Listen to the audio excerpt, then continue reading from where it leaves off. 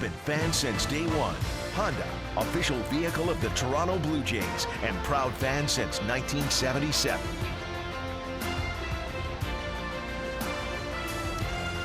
Welcome to Yankee Stadium in the Bronx, New York. It's a gorgeous Saturday afternoon. Finally, a little baseball weather. It's still cool, but I tell you what, compared to what we've been witnessing lately, this is a beautiful day, and the ball players are certainly feeling it.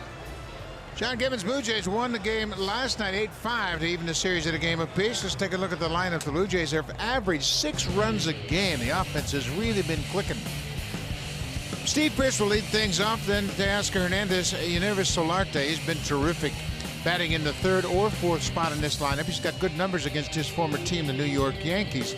And down in the 6th spot, how about Luke Maile in the start to his season? He's in all 7 games he's played and hitting nearly .500 with 4 doubles and 9 RBIs. Maile has been a very pleasant surprise early on. The hero for the Blue Jays early on. They get Jordan Montgomery this afternoon. He's a former 4th-round draft pick out of the University of South Carolina. That was back in 2014. This is his 4th start of the season. He won his first game of the year last time out. He beat the Tigers back on the 13th. Here are the rest of his numbers. 470 earned run average. He has a career high tying 8-start unbeaten streak on the line this afternoon. Has lost just once in his last 12 starts against the Jays. He's only had 2 starts against the Jays, and he's pitched well against them. The Yankees defensively have been really porous. They have committed 18 errors, tied with the Texas Rangers for the most in the American League, but the guy at shortstop has been rock steady. Yeah, you can't really blame him. Didi Gregorius gets the start again this afternoon. Every start this year for the Yankees but one at shortstop. He's played 157 innings already, and he's committed just 1 error. Steve Pearce leading off. Here's the first pitch of the ball game. It is in there for a strike, and we are underway. Pearce has done a terrific job hitting in the top of the order, batting .321 in the leadoff spot. Hitting over .300 for the season. What a great combination both he and Curtis Granderson have had this year for the Blue Jays, hitting out of that leadoff spot. Steve's got a .400 on base percentage when he's hitting leadoff. Ground ball, and Duhar at third takes his time. 1 away. So Pearce grounds out, and that'll bring Teoscar Hernandez to the plate. And boy, what a start he has had to his season. Just called up from AAA Buffalo, and he has really made an impact offensively already.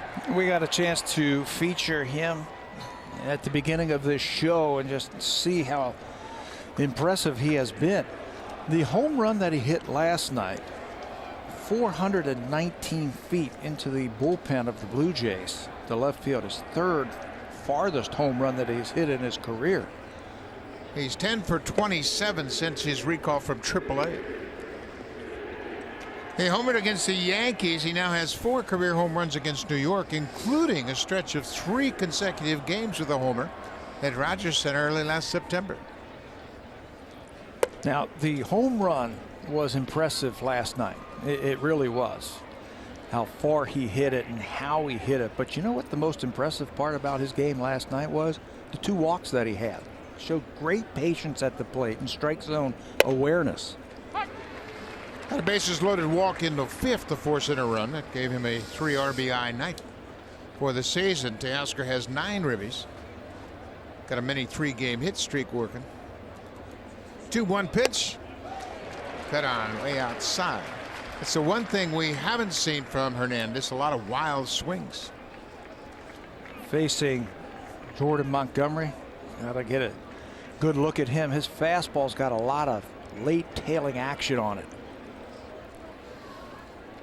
You mentioned the 8-start win streak. He's won 3 games over those 8 starts. As you see, Solarte, who's batting 3rd this afternoon. But Jordan Montgomery has been supported to the tune of almost 9 runs a game during those 8 starts. That helps, doesn't it? 3-2 to Hernandez. Broken bat, little looper. Nice play by Gregorius. Pat highlighted him on defense and didn't waste any time showing off. He's got great range, great instincts out at shortstop. They're not talking about the guy he replaced too often anymore. Watch the first step quickness. Love the angle that he takes after that ball. A lot of shortstops would have cut straight over towards the line, but he gives a little ground, gives him an extra second to reach out and make the play. Hit toward the end of the bat, and Gregorius makes a nice play for out number 2. So the former Yankee switch hitter, Nervis Solarte, will step in. For his career, he has hit .345 against New York.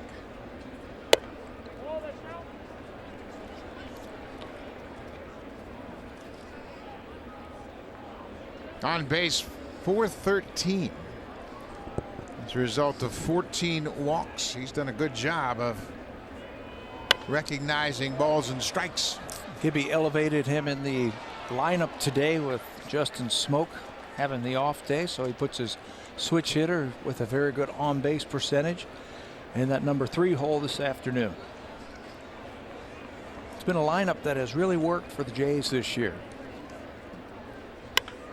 Out in front, lifted down the left field line. Long run for Gardner into the corner. He gets there.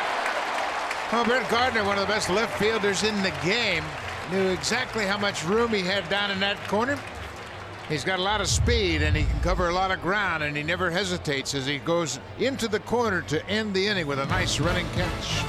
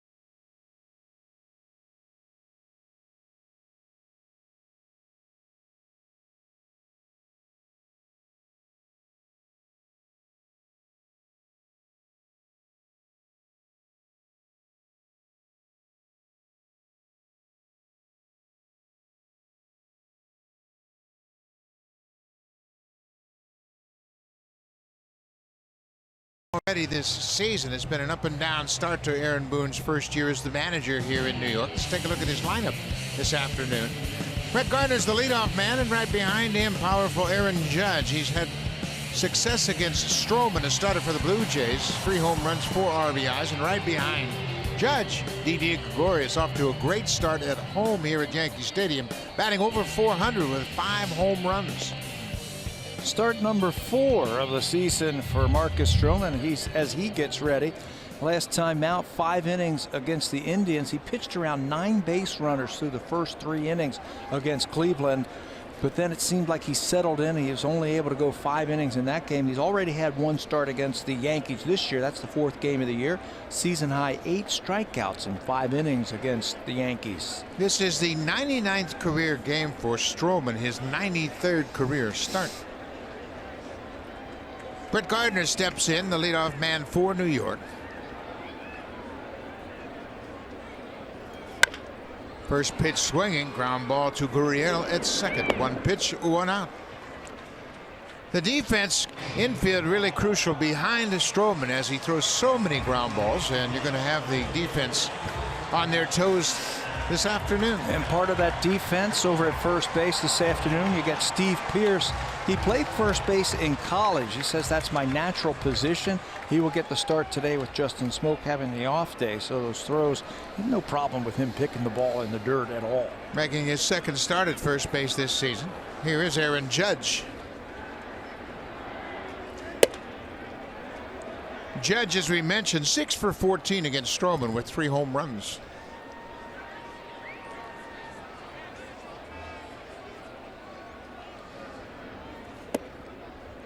Boy, isn't it nice to see a bright, sunny baseball field for a change? Didn't know what to do when I woke up today and I saw this coming out to the ballpark.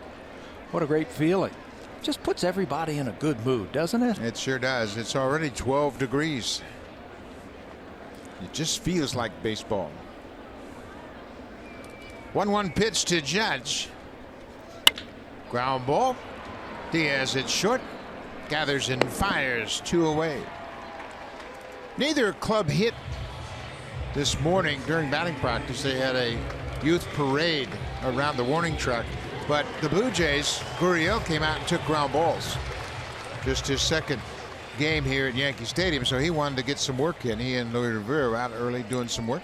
Didn't get too many balls yesterday, and Louis wants to get put his eyeballs on Gurriel, so he's hitting them fungos today. They did get to hit. It was in the cages this morning, underneath the stands. Didi Gregorius hitting .322 for the season.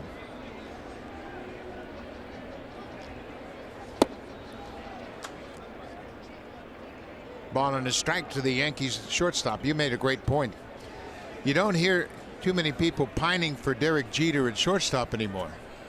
That's how good Gregorius has been. Which is hard to believe because he was an icon here. He still is an icon here.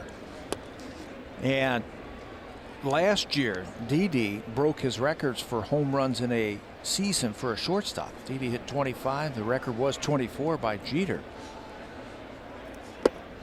This is his 4th season in New York. He had a rough start to his Yankee career. 2015, he hit just 9 home runs, batted .265, and drove in 56 runs. But it's a different story now. 3-1. He takes a walk. That's been a problem for Marcus in the early going. He has walked 10, now 11 in his first 4 starts, and that's been a real problem for him. His command is not where it should be. Yeah, he had a 5-walk game, if you remember that one, down in Texas, and there's the walk percentage, what you were talking about, 2017, just 7%. This year he has doubled that at 14, but I think some of that goes back to missing time in spring training with an injury. I think he gets Buck gets a little bit too hurried at times, and you know how he does that hesitation, and he'll hesitate or a quick pitch that might throw him off just a little bit, his mechanics. Misses badly with the first 2 pitches to Giancarlo Stanton. Stroman had a good start to his game against New York and then ran into trouble with back-to-back 2-out walks that led to a 4-run inning. That was early in the ball game. There's a strike.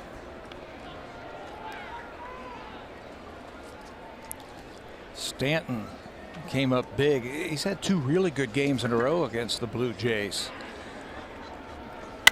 Ground ball to short. Diaz will flip to Gurriel.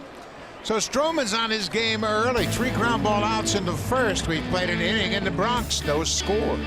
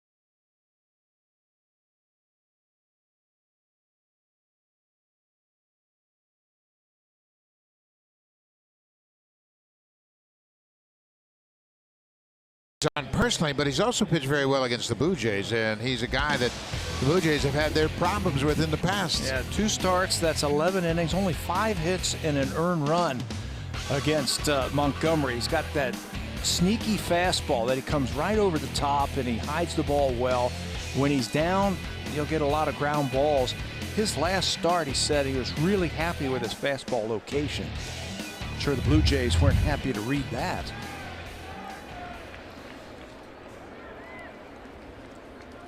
Kendrys Morales made a triumphant return to the active roster in last night's game, coming off the DL. Morales ended up with 2 hits, scored a couple of runs, and had an RBI. He just started to heat up when he had the hamstring problem in Baltimore. I think having Diaz here and having Gurriel here now has really invigorated Kendrys. I mean, he was bouncing around. He was the first guy out on the dugout yesterday afternoon before the ball game. The appeal down to first is called a strike. Todd Woodring is the first base umpire this afternoon. All 3 of them were on base at one time in the game yesterday, and I know they got a kick out of that. 2-1 to Morales. Waves at that breaking ball, and he strikes out. 2-2 pitch, breaking ball in the dirt. First strikeout of the afternoon for Montgomery. Montgomery was talking about his last start. He says, my changeup was really good. Late in the game, he started to use his curveball. That's his curveball right there. Kendrys just can't pick it up. Said, I wanted to attack with that, and that's what I did. Pretty good example of it right there. Run away for Kevin Pillar. Pillar's 1 for 3 going up against Jordan Montgomery. We mentioned this is the 3rd start Montgomery has made against the Blue Jays. Kevin batting .319. He's collected 23 hits already this season. High fly ball, not deep. Judge is waiting on it, and Pillar's retired. 5 in a row retired by Montgomery to start this ball game. Hasn't really pitched enough to understand if he's a fly ball pitcher or a ground ball pitcher. He's got a couple of balls in the air already, but some weaker contact. Tough to straighten his ball out. The way he throws right over the top, and he's getting some movement. It helps too that he's 6'6", creates a challenging angle for the hitters. Luke Maile. Look out. That netting, and Hazel May is down there in that camera well. She had to do some fast moving to get out of the way of that bat. Came right through where those 2 nets meet. You okay down there, Hazel? You all right? All right. So Maile gets pine tar on that handle, get a better grip. Luke has a 7-game hit streak. He's hit in all 7 games he's played in this season, batting a cool .480. Popped up down the right side. Walker giving chase, and it'll be over the screen, out of play. The Yankees have done something here I think is really good. They have extended their netting halfway out to the foul poles on both sides, and it's such a good idea. The fans are so close now, and the balls are hit so hard and rocket into the seats. I love the idea of protecting them at least from those line drives into the seats. How many times in batting practice did you see it here? So many times, right down both lines. Fans start coming in. Cued off the end of the bat, Montgomery gathers and fires to first. Just 9 pitches for Jordan Montgomery in the second. He's retired all 6 he's faced so far.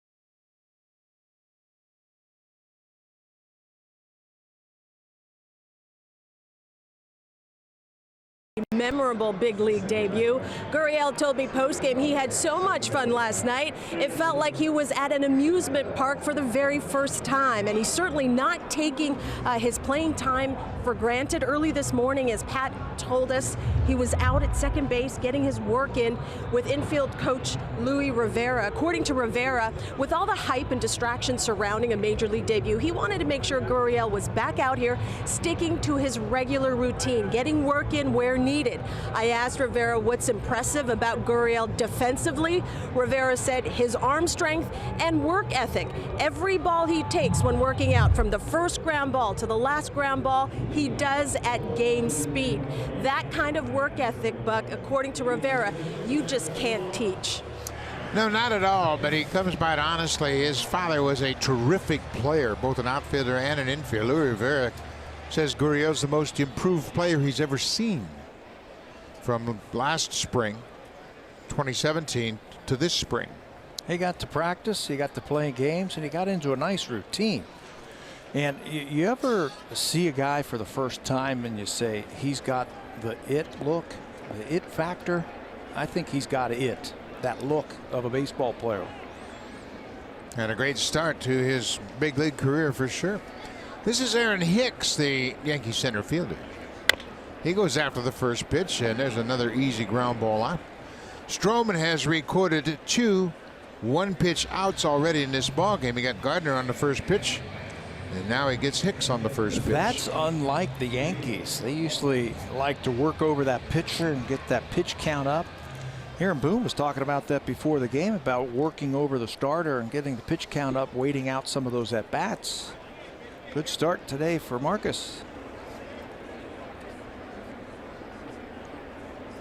Neil Walker, he too a switch hitter.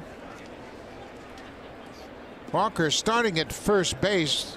The 10th start he has made at first. He is basically a second baseman, but has been filling in with the loss of Greg Bird, their regular first baseman. Talked to the trainer the other day for the Yankees, and he was saying he's coming along really well. And they're really excited. Maybe 3 weeks away to getting him back, 3 or 4 weeks away.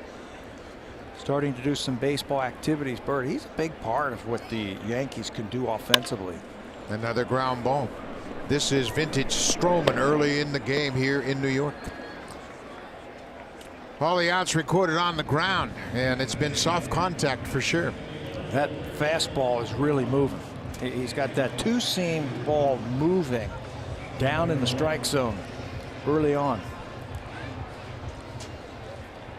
Stroman certainly hasn't hit stride yet, but it looks like he might be getting close here this afternoon. Looking for his first win of the season. There's another fastball in there for strike 1.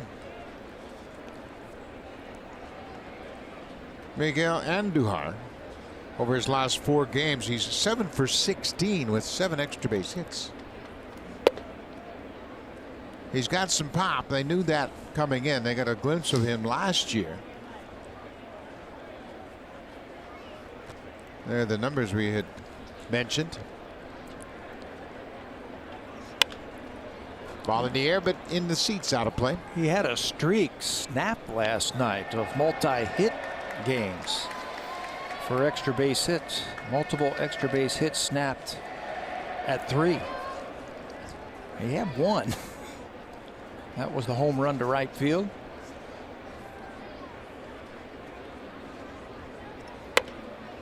Reaches out. You can see Yankee hitters are really off stride against Stroman. The movement of his fastball. We've seen a lot of weak contact early in this game. Getting a chance to face Andujar for the first time. Finish him off with that good breaking ball now.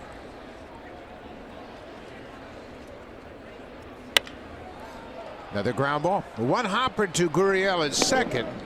Marcus Stroman, like Jordan, needs just 9 pitches to retire the side in order in the second.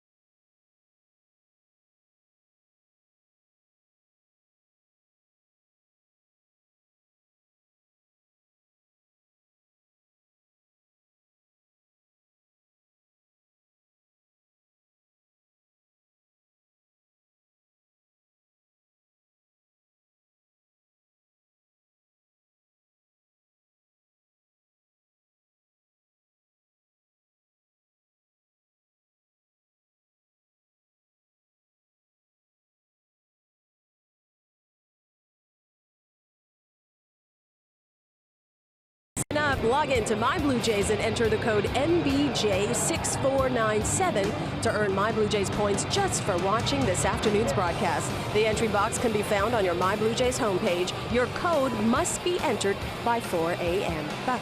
Thank you very much, Hazel. And boy, that's a much different afternoon here. A lot warmer.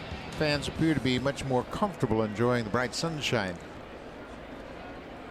This is game 3 of a 4-game series. Ledmus Diaz, the Blue Jays shortstop. He went 0 for 4 with a walk in last night's game.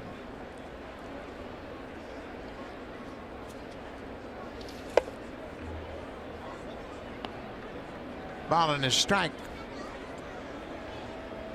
Both Montgomery and Stroman threw 9 pitches in their last inning of work. Spikes that one. I caught Diaz this morning really going over the pitching motion of Jordan Montgomery. He was studying him very intently off of tape. His start against the Cubs. Diaz, Grichuk, nor Gurriel have never faced Montgomery, so it's important to get an idea at least. Now he's got himself in a nice fastball count. Let's see if he challenges him with the heater. Down the left side, Gardner not going to get this one as it's back out of play into the seats. Sounded like he might have broke his bat. Yeah, he did. He's getting a new bat and he'll doctor up the handle, get a better grip. Diaz with 2 doubles, 4 home runs. He's driven in 9 so far. Half of his hits have gone for extra bases, and he's feeling the impact of getting jammed on that last pitch. Asked for time to get the feeling back in his hand. That right hand took a beating on that last pop-up. He's got that game saver on his thumb.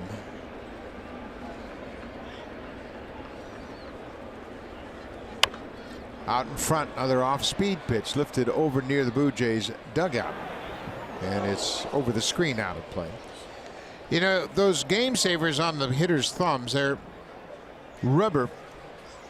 They're designed to absorb the impact when you get jammed, when you don't hit the ball on the barrel, and they keep that bat from really going into the soft part of your hand between your thumb and your finger. It still hurts. On cold nights when you don't catch it cleanly, it still hurts. Another off-speed pitch. Gregorius is going to have to hurry. Not in time. Diaz legs it out for a leadoff infield single. He's the first base runner to reach against Montgomery. With 2 strikes on the batter, Didi was going to play deep to cut off any hard hit ball up the middle. And Diaz crossed him up by hitting a slow roller. There was a slight hesitation right there when he was trying to get the ball out of his glove. And I think that helped him leg that one out. Randall Grichuk with Diaz at first. As we mentioned, Grichuk has not faced Montgomery.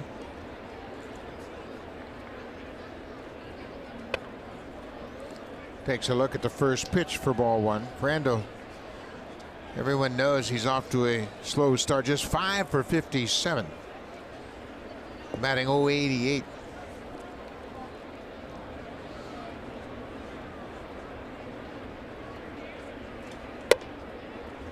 We saw some glimpses of it in the Kansas City series, that maybe he was going to start to come out of it. Hit a couple of balls really hard. Had some good at-bats against the Royals. Rook Jacoby was telling me the other day he thinks the key is in his hips. He's got to be able to get his hips moving before he can start that swing. Up and away. 2 balls and a strike. Grichuk had a double and a 3-run home run in game 1 of the doubleheader against the Royals. Looked like he was about ready to turn the corner. Rook Jacoby and Mike Mordecai really keeping a close eye on Grichuk at the plate. They are down in that cage every day, working and talking and looking at film. And with his hips, he feels like he's got to get a little bit of a turn in his hips. When he was down in his crouch, the first movement was up and then towards the pitch. I think any reaction in sports, you have to go back before you go forwards. And Randall's been very anxious to get out there and hit. Checked his swing on the breaking ball. 3-2 now. You see the numbers over his last 9 games, just 3 hits, 23 at bats. Randall has struck out 22 times, so you might be hesitant to start the runner at first. Nobody out. Not running. Ball 4. So the first 2 reach here after Montgomery had retired 6 in a row. That'll bring Lourdes Gurriel to the plate. What a major league debut he had last night. Well, you can put him in Toronto history right up there with some of the other guys who started off their Blue Jay career with a bang. Pat Borders with 5 RBIs. Our buddy Borders in April of '88. There's Eric Hinsky, the Rookie of the Year. He had 3 RBIs his first game. J.P. Arancibia, I don't think anybody was any better than him. He had a home run double August 7th. That was against James Shields. He had 3 RBIs. Now you can put Gurriel's name up there.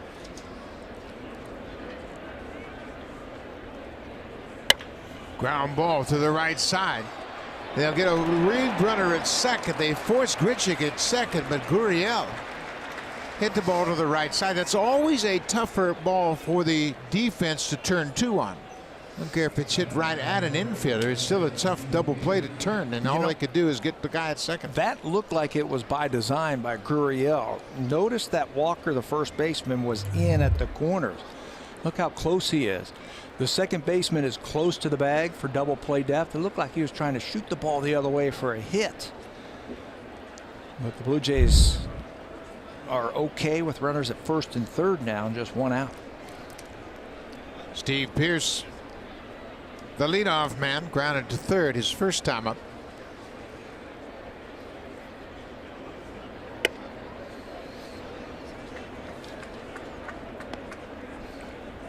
The Yankees walked 9 Blue Jays in last night's game, and they have issued a walk this inning.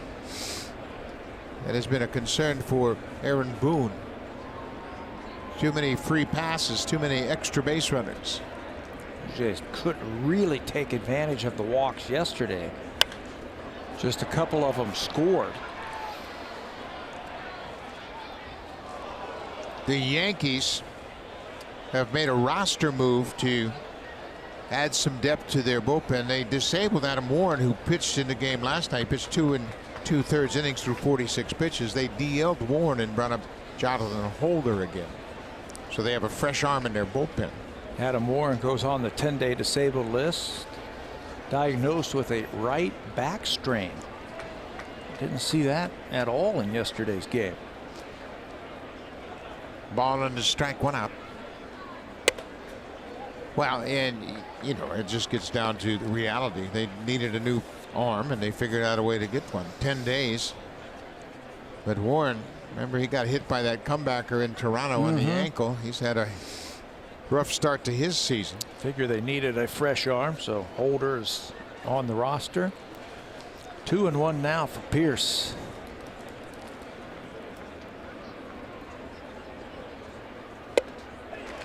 It's been a good pitch for Montgomery, that off-speed pitch. Changeup is very effective. Yeah, he's been throwing more lately, more changeups lately, especially in fastball counts. And if you look at the scouting reports, you'll see that. Well, the Jays are going to have to be wary of that.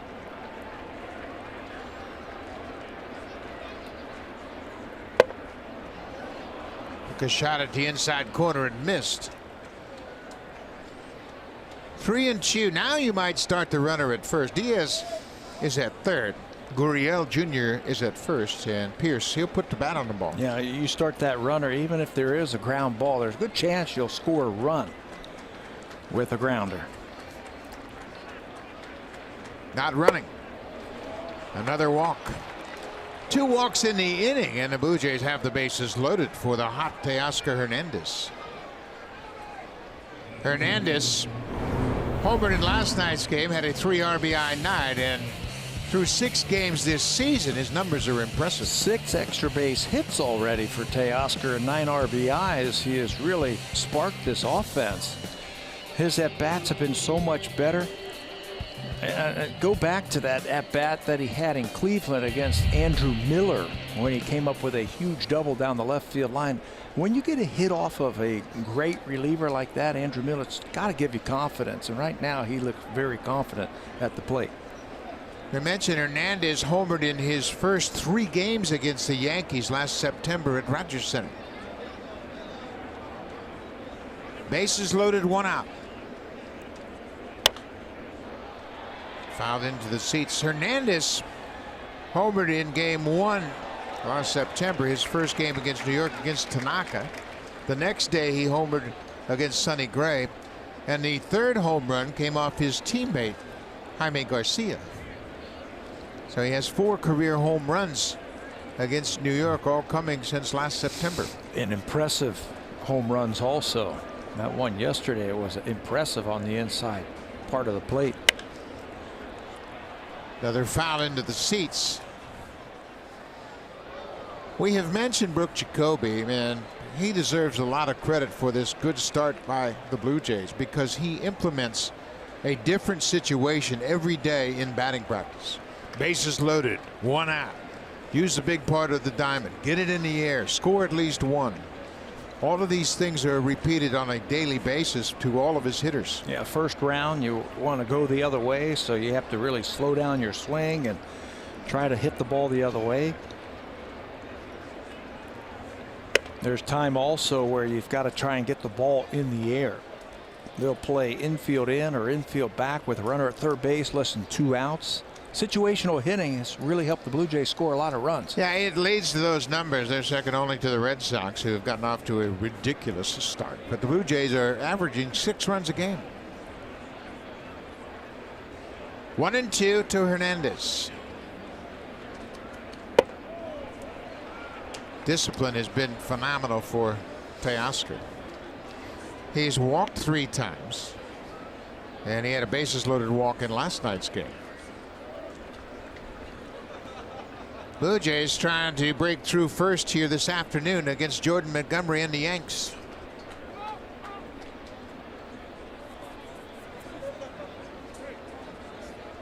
We mentioned the Yankees are at 500, 9-9. They are at 500 for the 7th time this season.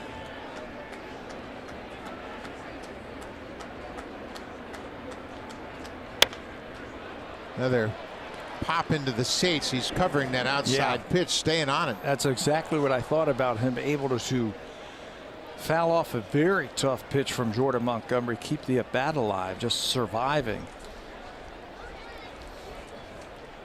It's a pitch that's going down and away, and it's too close to take, so he's just got to try and make contact. You're not trying to do too much with that, just foul it off and hope for a better pitch. Another 2-2 pitch. Another foul into the seats.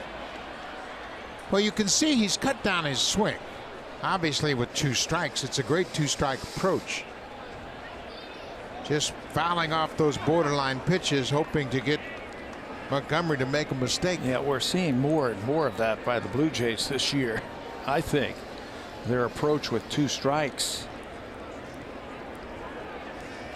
At some point, he's going to try and whistle a fastball inside to him.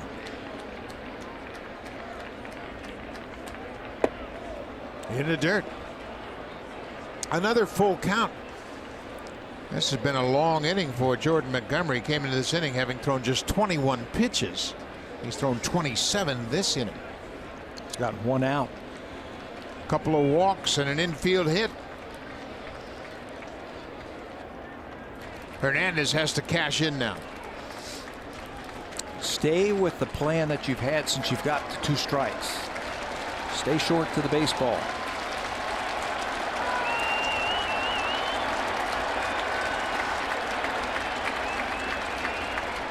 Austin Romine is behind the plate for Jordan.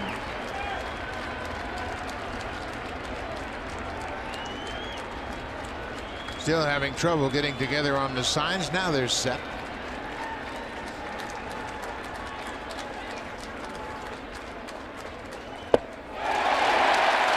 He strikes him out.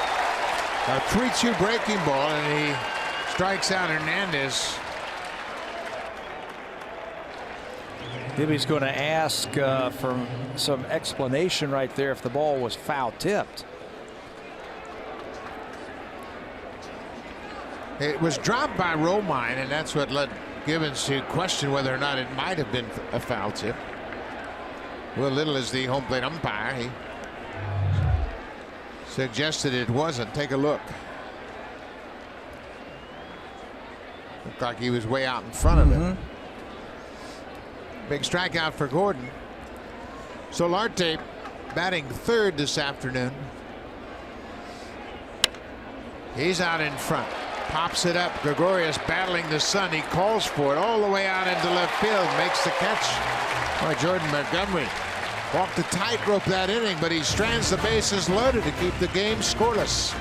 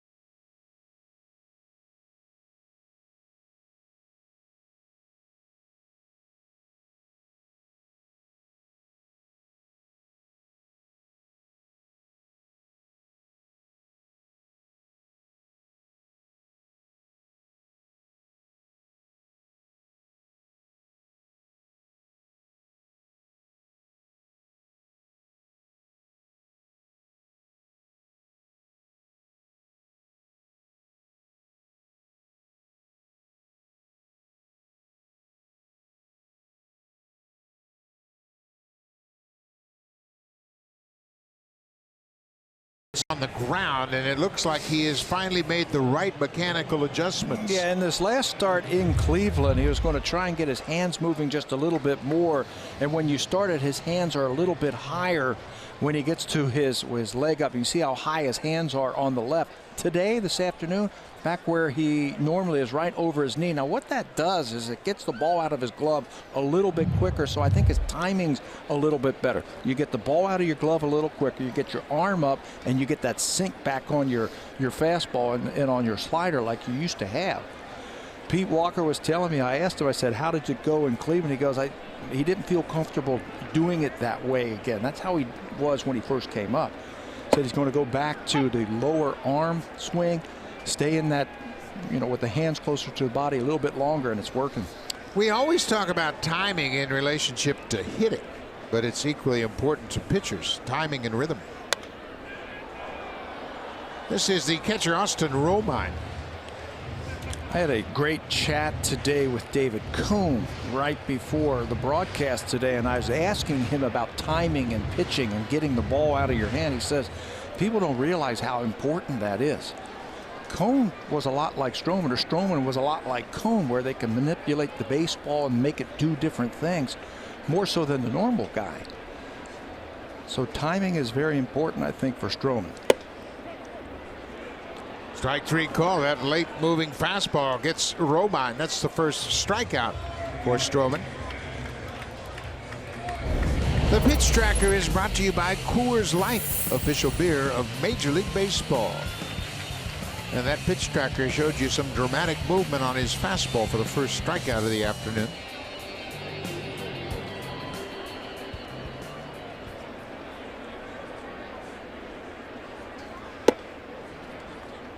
Ronald Torreyes, he has earned another start Watch the movement, but be impressed with the location right on that outside corner. There's another one. He's dialed in today. Yeah, this is vintage Marcus Stroman. This is what Pete Walker's been waiting for, to get him to where he has been the last 2 seasons. Ground ball. Diaz has it, throws on the run in time. Another ground ball out for Marcus. That's 7 already in this ball game. Keep the ball down.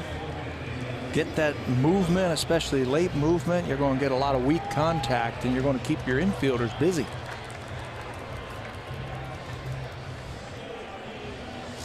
Against Torres, who has hit in all 8 of his starts, had no chance. Look where all of these pitches are in relationship to the middle of the strike zone, and they're down low. Well, Marcus has done a great job of recording the first outs of innings. He's done it in all 3 innings and throwing first pitch strikes. It's a great formula for success. Brett Gardner.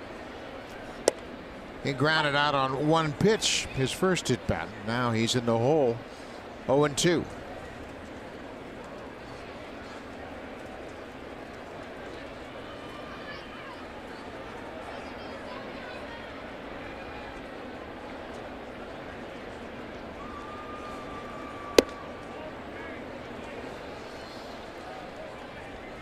Just off the plate outside. The Blue Jays have lost each of Marcus's last 4 starts here at Yankee Stadium. That's a pretty good pitch. Just down with the breaking ball. Gardner's tough. You're going to have to throw the ball over to get him out. He can take pitches with the best of them.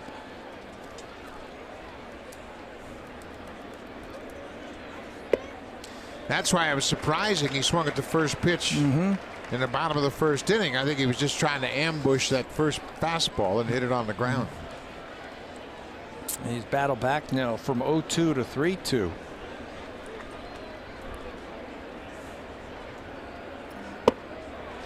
A 2-out walk. Well, Gardner's a tough leadoff guy, and it really hurts when you've got Judge behind him. When you walk Gardner with 2 outs, it brings Judge to the plate.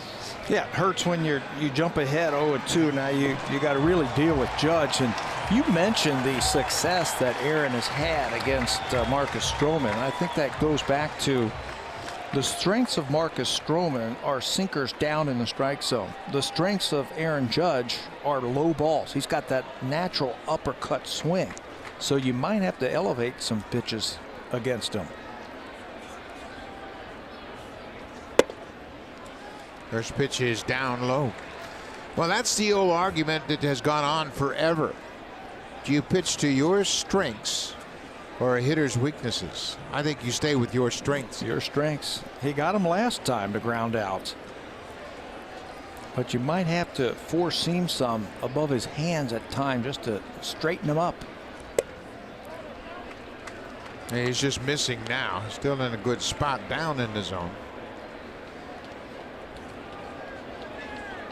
Talked about Judge's success against Stroman.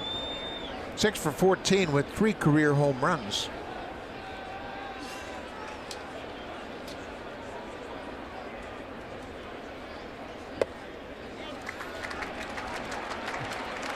Three and 0, and you know he's got the green light. Yeah, he's got the green light. So you give him, if he feels comfortable, that option. If you want to swing, go ahead. He can put 2 runs on the board very quickly.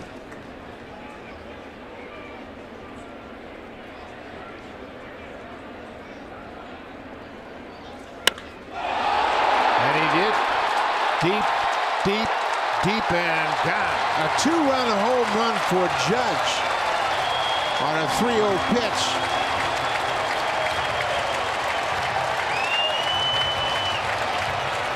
I don't know why teams don't let guys hit more often 3-0. Chances are you're getting the fastball. It's the 4th time that you have seen that pitch. And we've seen a lot of 3-0 home runs already this season. That's his first 3-0 home run of his career.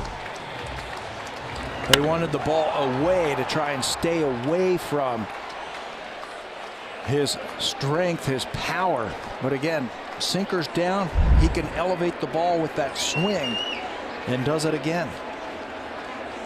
He had 35 plate appearances with a 3-0 count. That's his first career home run, his 62nd home run of his young career. And his 4th home run against Marcus Stroman.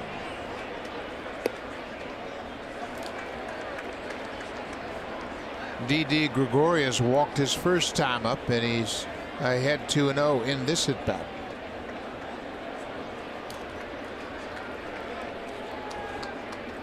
That's 12 home runs now that Judge has hit in 31 games in the Blue Jays in his career. Back to the drawing board. Yeah. Got to elevate, but you're right. Stroman's strength is down. Pilar calls for it and goes into the alley to make the catch, but the Yankees break out on top. A 2-out walk to Brett Gardner set the table for Aaron Judge. Aaron Judge, for the first time in his career, it's a 3-0 home run deep to left field. For Judge, his 6th of the season, his 62nd career home run, and the Yankees lead it 2-0.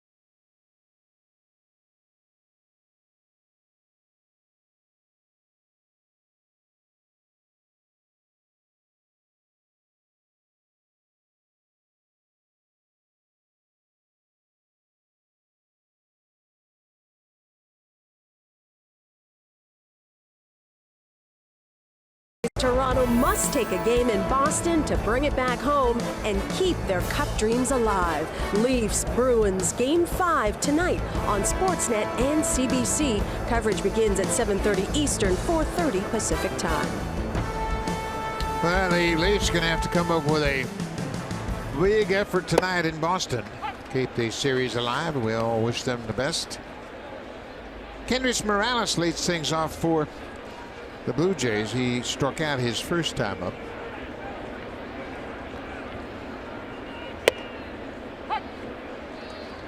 Boy, they really had him on the ropes last inning. Had the right hitters coming up for the Blue Jays, and they just couldn't push one through.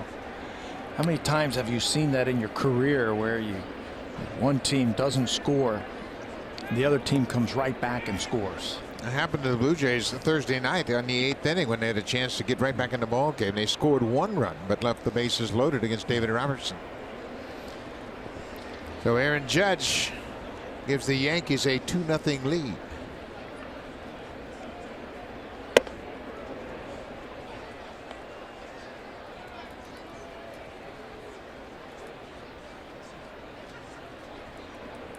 Two balls and 2 strikes to Morales.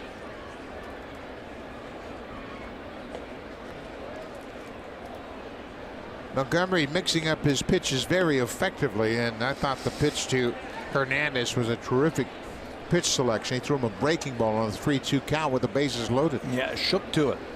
He shook to that breaking ball. So he's feeling confident with it. There's a base hit ripped to center. Leadoff single for Morales.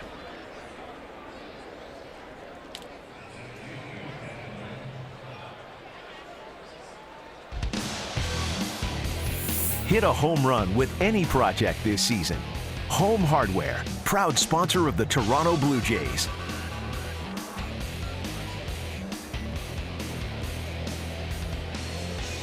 George Washington Bridge, not far from this stadium, just a little bit north. Kevin Pillar.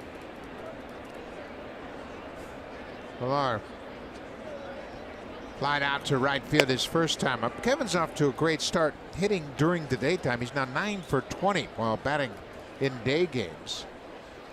Overall, he has 23 hits in 73 at bats for the season. Using the whole field just a little bit more. We've seen him shoot balls to right field, balls to left field. A little bit tardy on that one, but that's good to see. That's why that average gets up over 300 when you can spray the ball all over the place. The Blue Jays are going to have another comeback win. They have 8 so far this season. 8 of their 13 wins have come from behind wins. Only the New York Mets have more such wins this season. The Mets have won 9 games coming back. Boston, the Phillies, the Blue Jays have all come back 8 times to win games. I think they got them right where they want them, right? The 7th inning has been magical for the Blue Jays.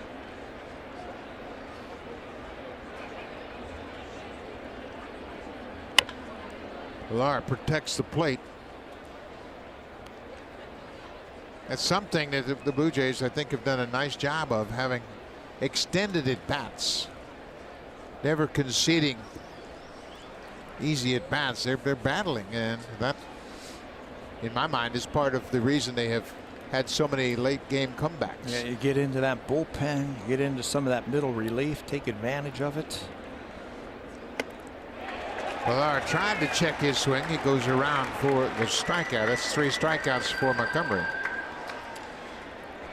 You got Morales in the 2nd inning, a big strikeout of Hernandez in the 3rd inning, and now this elevated fastball right there. We haven't seen Kevin Pillar do that too often this year. He saw and read fastball and then tried to check his swing. Luke Maile tapped back to the mound his first time up. Goes after the first pitch, and it's a high pop into shallow center. Everybody converging. Torreyes, the second baseman, makes a nice running catch in shallow center field. Hicks was deep. He had a long way to go. Torreyes had the best angle. He stayed with it and made a nice catch. Now, I'm not sure if Hicks saw that off the bat initially, because he didn't get a good break on the ball out there in center field. See him right there? Now he's got to come in, and he wasn't going to catch it, so Torreyes aggressively goes after it to haul it in. Looked like Hicks might have even taken a step back, reacting to the big swing of Maile. Nice play by the second baseman. 2 outs.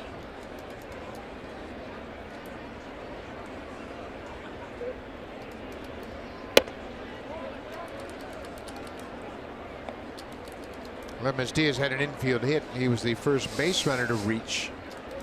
There was a leadoff single in the 3rd. The Blue Jays would load the bases but leave them stranded.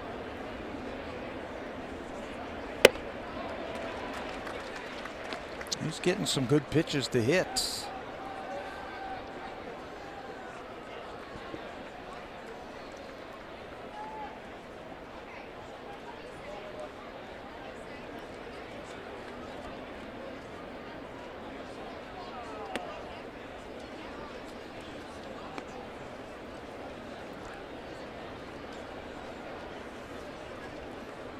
Montgomery is 25 years old. He was a 4th round pick on the University of South Carolina. Line to the 3rd baseman, Andujar. So Montgomery gives up a leadoff single and nothing more. The Blue Jays leave another base runner. They've stranded 4 and trail 2-0.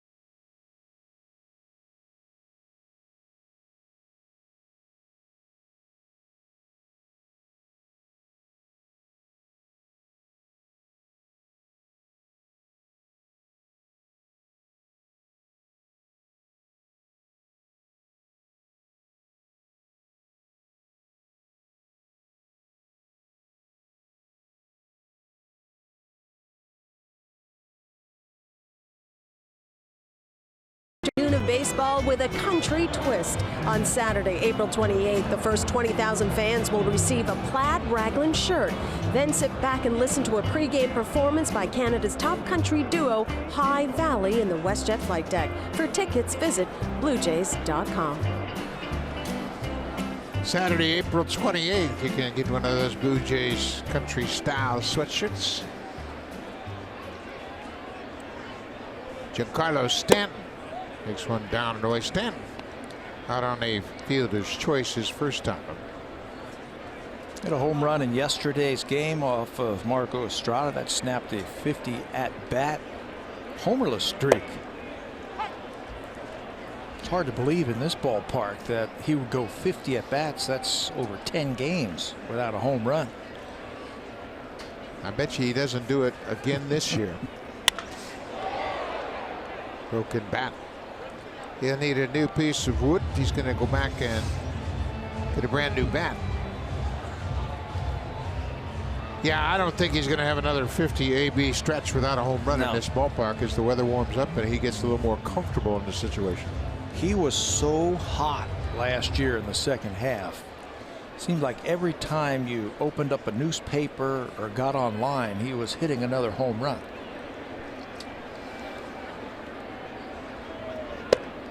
He waves at that breaking ball and strikes out. That's the second strikeout for Stroman this afternoon. That breaking ball really had a lot of late break on it. He can spin a breaking ball as good as anybody. So you sweep that ball right off of the plate, you get the check swing. As a hitter, you think it's going to be right there, right on the corner.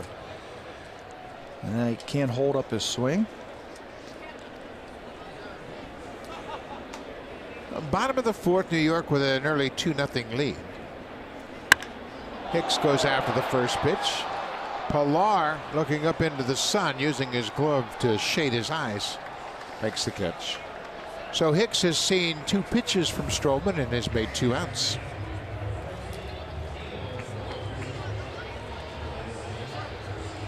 That'll help the old pitch count. Yep.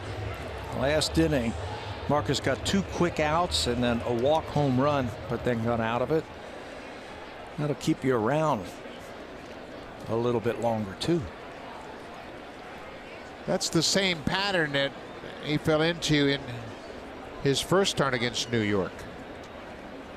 He had done a good job through the first 2 innings. Into the third inning with 2 outs, he struck out Gardner, he struck out Judge, then walked Stanton. Gregorius hit an RBI double, Walker hit an RBI single, and Brandon Drury hit a 2-run home run. All coming with 2 outs. And then Stroman regrouped. After the home run, he retired the final 7 he faced in that outing.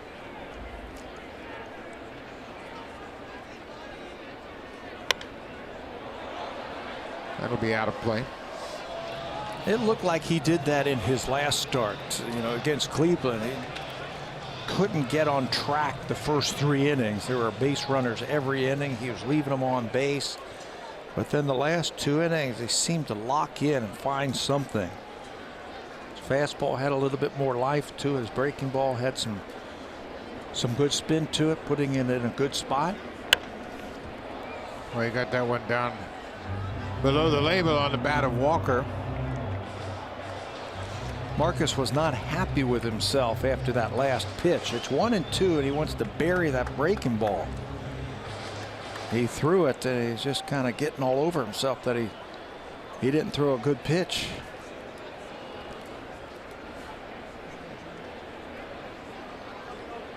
Throw a better one here. Missed inside. 2 balls and 2 strikes.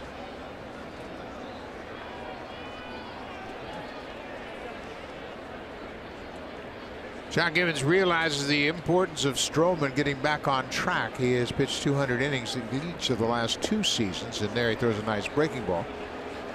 Walker strikes out. That ends the inning. 3 up, 3 down. 4 in a row retired by Stroman. We'll go to the 5th.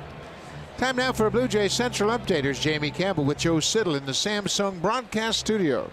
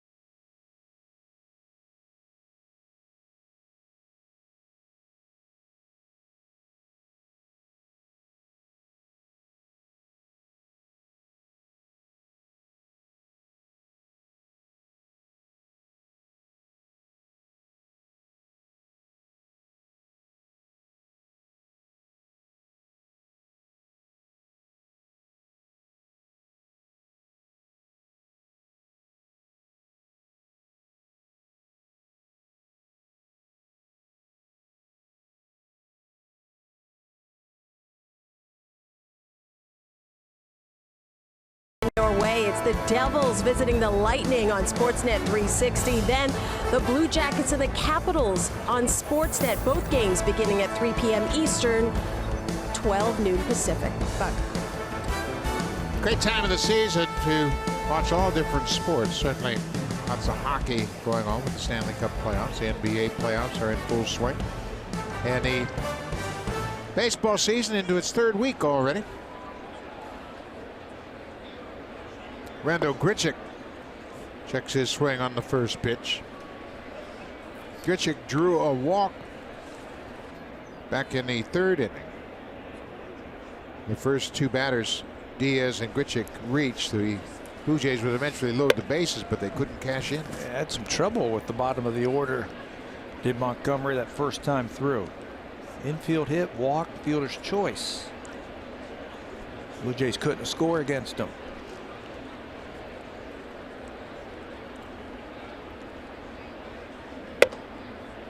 Three and 0. Well, the first step in getting yourself turned around at the plate, to get a good pitch to hit. Grichuk has laid off some borderline pitches, and he walks. Second walk in a row for Randall Grichuk. That's a leadoff man that reaches again. The Blue Jays are going to have to take advantage. In each of the last 3 innings, they've had the leadoff man on. Yeah, they're taking their share of walks. Now you got to figure out a way to bring them around. Aaron Boone questioning the home plate umpire on those couple of pitches. Will Little had to take the mask off and tell him those pitches were low. Lourdes Gurriel Jr. hit into a fielder's choice. In case you didn't see Gurriel's major league debut last night, he went 2 for 5 in his first big league game. He had a 2-run single in his second major league at bat and an RBI single in his third. Finished up 2 for 5 in the game.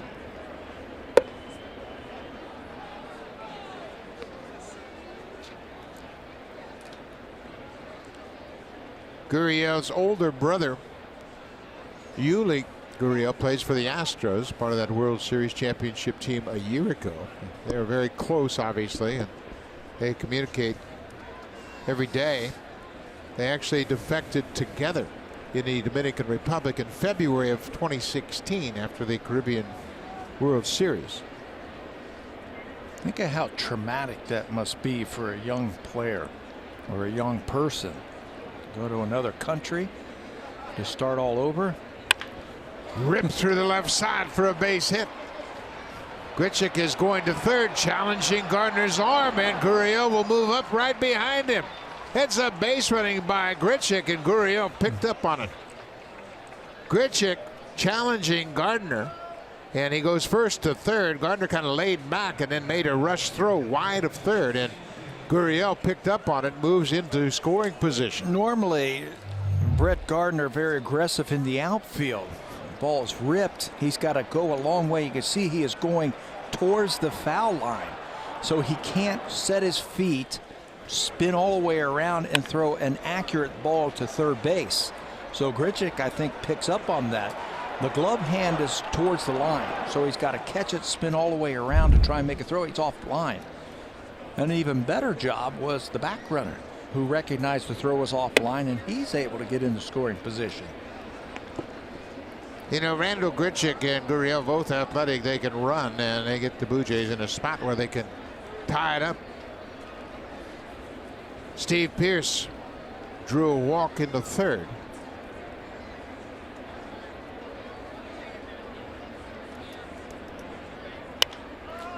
You know, Randall Grichuk, it would be very easy for him to hang his head given the start he's had at the plate, but he's made some fine defensive plays. In the Kansas City series, he made a terrific running catch in foul ground. And then the little things like going first to third on a base hit to left field. I mean, those are things that you can help your team with, and you can do so many things if you're not hitting. Yeah, help your team on the bases, help your team in the field. He's done a good job in the outfield, hitting the cutoff man. He's got an outfield assist. Pearce grounds it through the left side. That's a base hit. Grichikson to score. Gurriel had to make sure it went through, so he was late, but he moves over to third. And Pierce delivers the RBI. That's his 10th ribby. He continues to hit left-handed pitching. He came into this game hitting .333 against left-handed pitching with a .400 on base percentage out of the leadoff spot. Squeezes that one through the left side for another RBI. Blue Jays have cut into that lead. They've out hit the Yankees 4-1. Still nobody out for Teoscar Hernandez.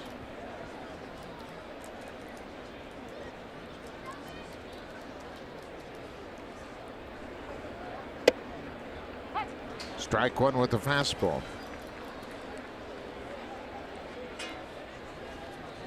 So Pierce facing Montgomery for a third time gets an RBI single. Now the Blue Jays lineup will get that third time through the order against Montgomery. In that third time through, he starts throwing more breaking balls. Fewer fastballs, more sliders, more changeups.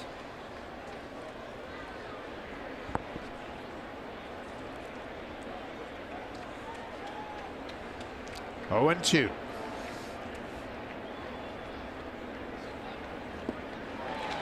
Another breaking ball, and Hernandez strikes out for a second time. There you go. He's got some runners on. He's working third time through the lineup. Bury a breaking ball. See if you could get the batter to be a little bit impatient to swing at it. It's a big strikeout.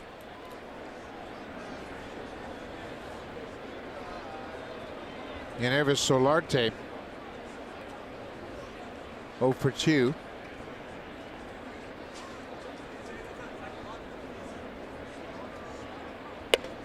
Way outside.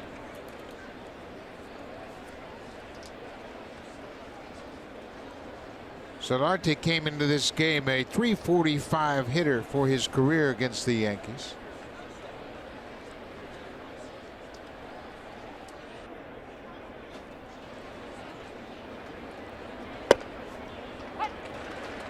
Tough strike right there. Solarte had a good look at it. Thought it may have been down, but it's 1-1.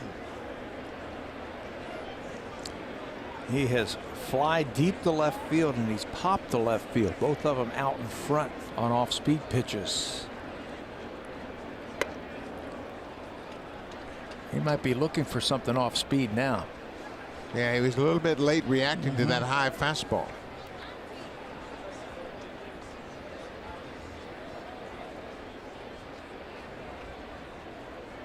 Yankees with a 2-1 lead, but the Blue Jays have runners at the corners with one out. Off the end of the bat, little flare into right. Judge coming on. He's got a strong arm, and Gurriel will have to hold.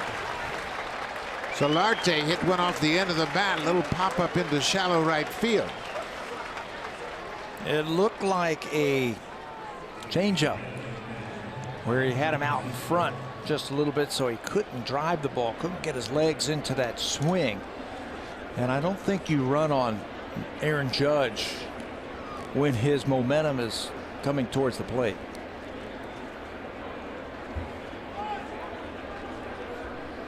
So Kendrys Morales now will have to come through with a 2-out base hit.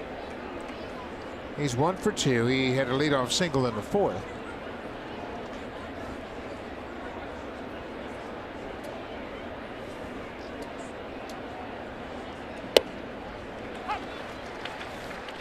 Montgomery drops that breaking ball in there for strike one.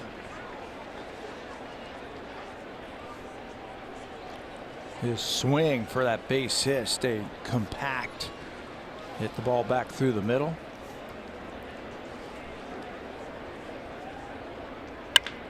Pulled in the hole. It's short. Gregorius will go to second for the force up. That ends the inning. Blue Jays strand pair, but they break through against Jordan Montgomery. They score a run on 2 hits and a walk, and the Yankees have a 2-1 lead as we head to the bottom of the 5th.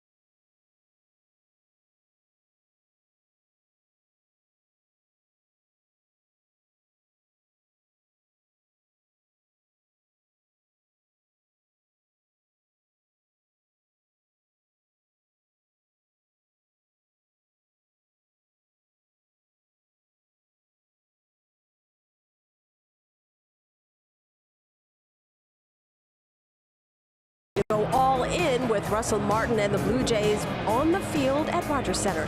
Tickets to the 55 Poker Classic in support of Jays Care are on sale now. Visit jayscare.com/poker to sign up and secure your spot today. Russell Martin very proud of that Poker Classic. It does an awful lot for kids across Canada, and he has put his name on that, the 55 Poker Classic.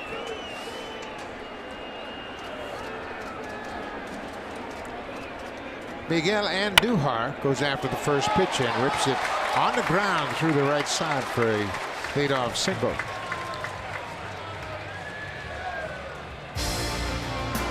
The 2018 Civic. When it leads off, it leads for good. Honda, proud fan since 1977 and the official vehicle of the Toronto Blue Jays.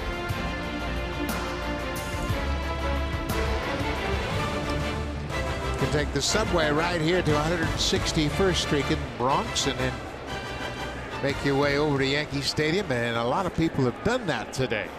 Yeah, it looks like they're all out in the bleachers this afternoon, enjoying this wonderful day of baseball. Beautiful day and a big crowd out in the bleacher area and a lot of standing room fans. There were 39,000 fans here last night, and boy, you can see the grandstands and the standing room area out in center field jam-packed. First nice day they've had here in a while in New York. Austin Romine called out on strikes his first time up. It's a ball and a strike on a Yankees catcher. Taking a long look down at Phil Nevin, the third base coach, just in case they put something on.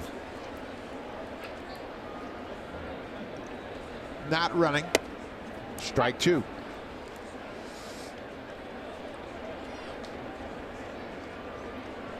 Phil Nevin, the third base coach, his first season here in New York. Former player, former minor league manager. Former #1 pick in the draft. He and Aaron Boone's brother Brett Boone, very good friends, and so Nevin and Aaron Boone know each other very well, and when Boone got the job, he picked Nevin to be his third base coach. One of his first calls that he made, he wanted to have his buddy over there at third base, flashing the signs.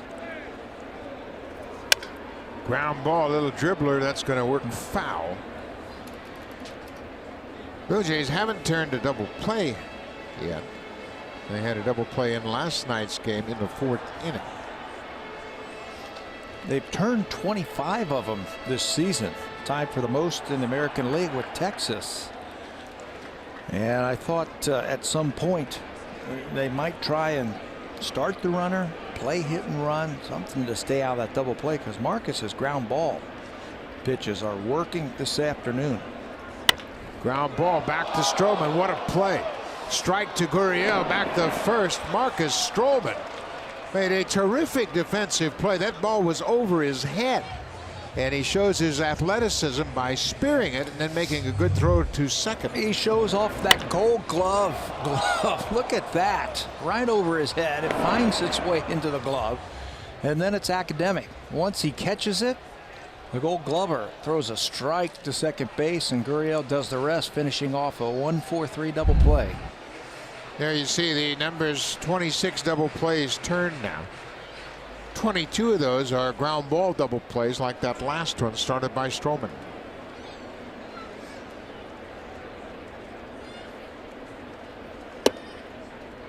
To Reyes, the #9 hitter. Boy, that double play is huge to erase that leadoff single. Now you get to Reyes, and you face the top of the order in a fresh inning.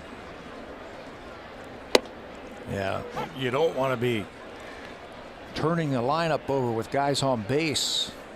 I think you always have to be wary of where Aaron Judge is and Giancarlo Stanton. When are they coming up? What a job by Stroman. After the leadoff single, gets a double play and a strikeout. Marcus has 4 strikeouts. We'll go to the 6th. It'll be Pilar, Mele, and Diaz in this one-run game.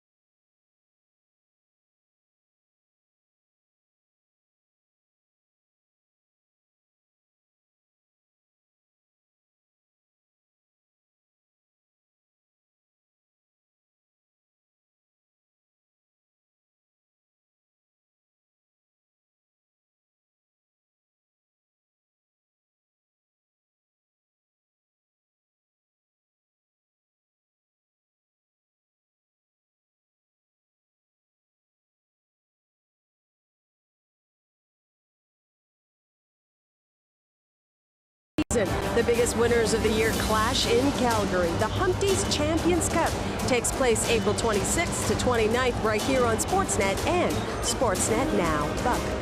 Thank you very much, and put a temper on a terrific curling season. 6th inning. Blue Jays trail by a run. It's 2-1 New York. 86 pitches thrown by Jordan Montgomery, and with that, the Yankee bullpen has started to work.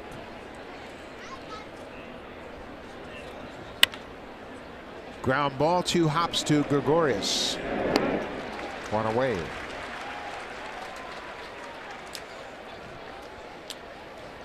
Jason Shreve, one of 2 left-handers down in the Yankee bullpen, loosening up. Shreve worked last night, but he threw just 10 pitches. He had an easy inning in the 3rd.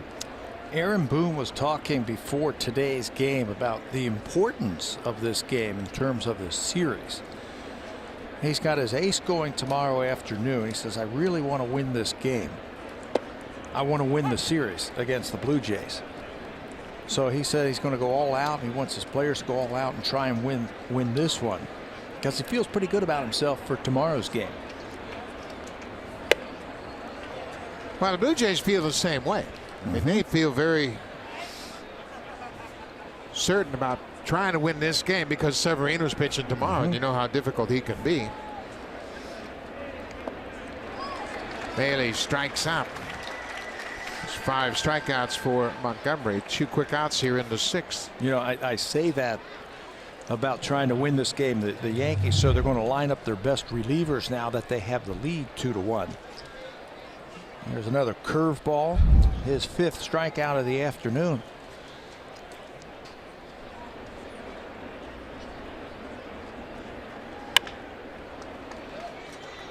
Tricky hop for Gregorius, no problem at all. What a quick inning for Jordan Montgomery. Just 6 pitches, he retires the side in order in the top half of the 6th.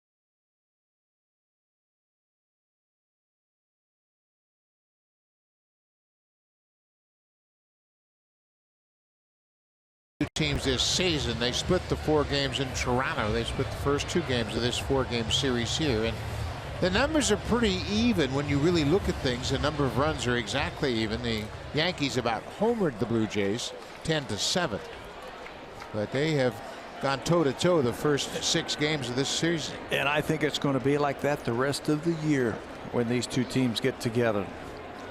Very similar types of teams. They've got good starting pitching, good bullpens. They hit their share of home runs. Top of the order for New York, Gardner, Judge, and Gregorius. Marcus Stroman been very efficient through 5 innings. He threw just 63 pitches.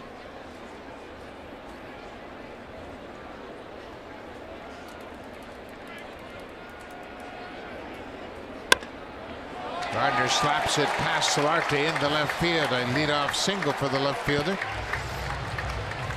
You can get ahead of him because he likes to take a lot of pitches, but now you're dealing with him on first base. Hit a home run with any project this season. Home Hardware, proud sponsor of the Toronto Blue Jays. Well, the leadoff single, Gardner's at first for Aaron Judge, and that's the situation in the third. Gardner was at first. Judge hit a 2-run home run.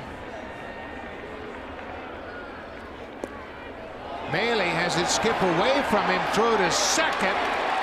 Bounces off Gardner's back. And he advances on the wild pitch. What heads up play by Brett Gardner at first base.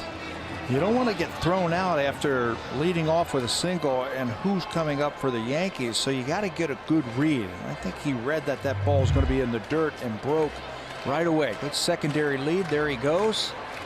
Maley does everything he can to throw him out, but no chance. Gardner too quick. He's now into scoring position.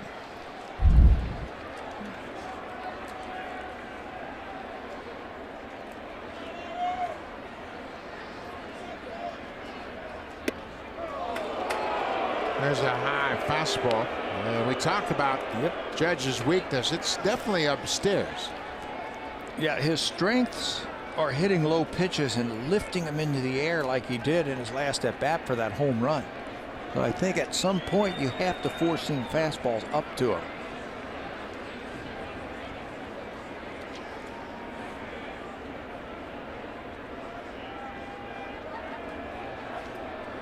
Danny Barnes did it to him yesterday, if you remember.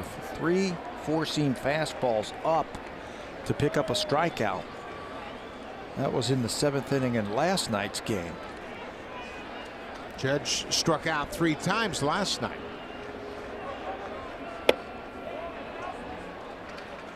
Nothing wrong with that pitch. And Maley going to spend a mound visit here. Obviously another 3-0 count.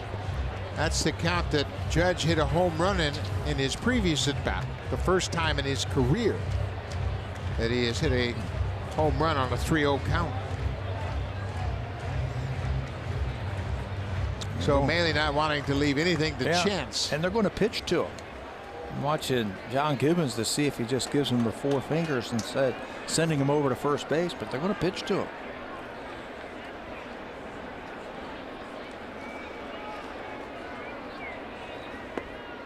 He walks him. Well, I think Aaron Boone's done a good job of constructing the lineup the way he has, with Judge hitting second and then Gregorius hitting third, instead of having Stanton behind Judge. Stanton's prone to strike out. So you get 2 on, you get a strikeout of Stanton, the next guy could hit into a double play and you'd be out of the inning. But now you've got a pretty good hitter in Didi Gregorius, splitting up those right-handed power hitters.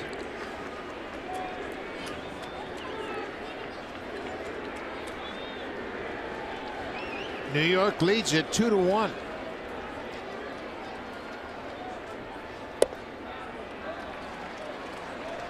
Breaking ball down and away. Gregorius walked in the first, flied out in the third.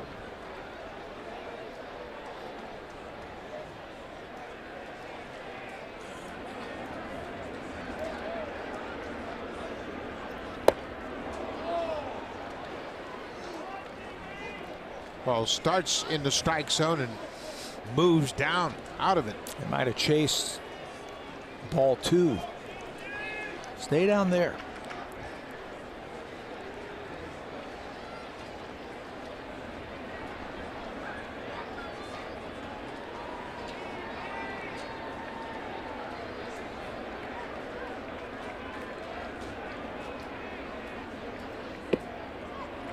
Gregorius is a tough man to strike out. He has struck out just 5 times this season. Estrada got him in the game last night. Struck him out in the 5th inning. Patient at the plate. And if you make a mistake this year, he's been getting a lot of extra base hits. He's hit him 4 straight coming into this afternoon's game. He's called for the swing on the check swing appeal. Lance Barksdale is the third base umpire. Big call. It goes in the Blue Jays' favor. He says he went around on that one. He tried to sell it by pulling it back and holding it there, but on that side shot there, you could tell that he had committed.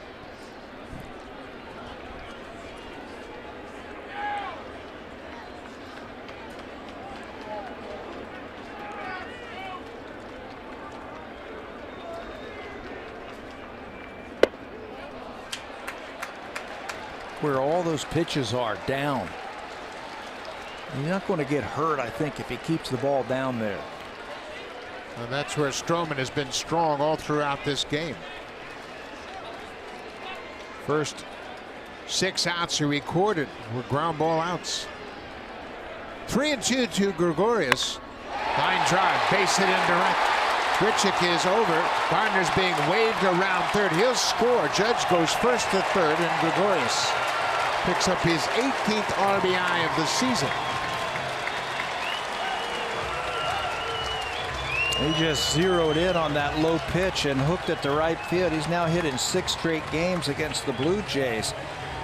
That's why they put him between Judge and Stanton to come up with big hits like this.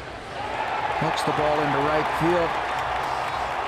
Grichuk has to go a long way, so he has no chance to get Gardner at the plate. He does the right thing, gets it back in, and gets it to second base to keep the double play in order. Pete Walker out to have a chat with Marcus Stroman. A very short message. With that, John Axford begins to loosen up for the Blue Jays.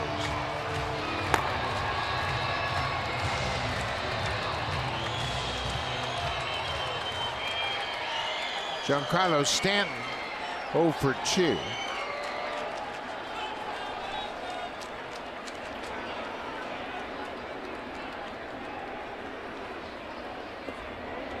Ball gets away. Gregorius is going to move up. Check swing by Stanton, and the ball was in the dirt. Gregorius read it perfectly and moves up. And unfortunately, again, the double play is taken out. Now the Blue Jays are deciding what to do with the inner defense. He read that thing right away. Not even a throw is going to be made. Second wild pitch of the inning. The infield is drawn in halfway.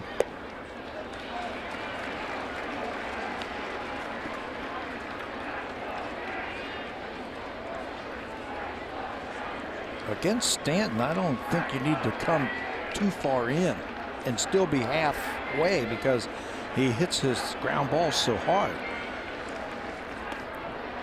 You got to figure that Judge is playing make the ball go through. Nobody out. Aaron Hicks on deck. It's a 3-0 count to Stanton. Don't take anything for granted. No, sir. He threw Judge a 3-0 slider last time up. Ball 4. Fourth walk of the afternoon. Second in this inning. And that'll load the bases for the Yankees.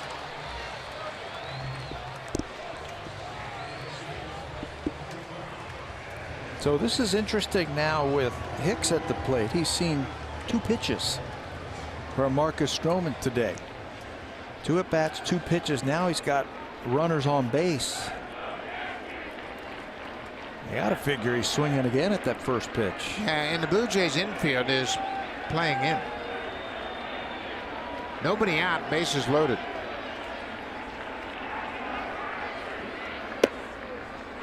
Takes that first pitch.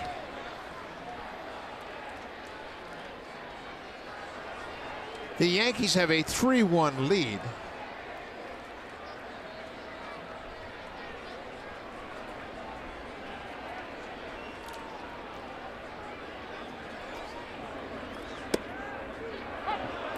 Strike 2.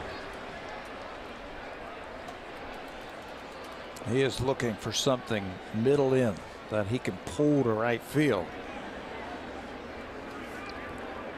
There's a lot of room in right center field for Hicks to shoot for.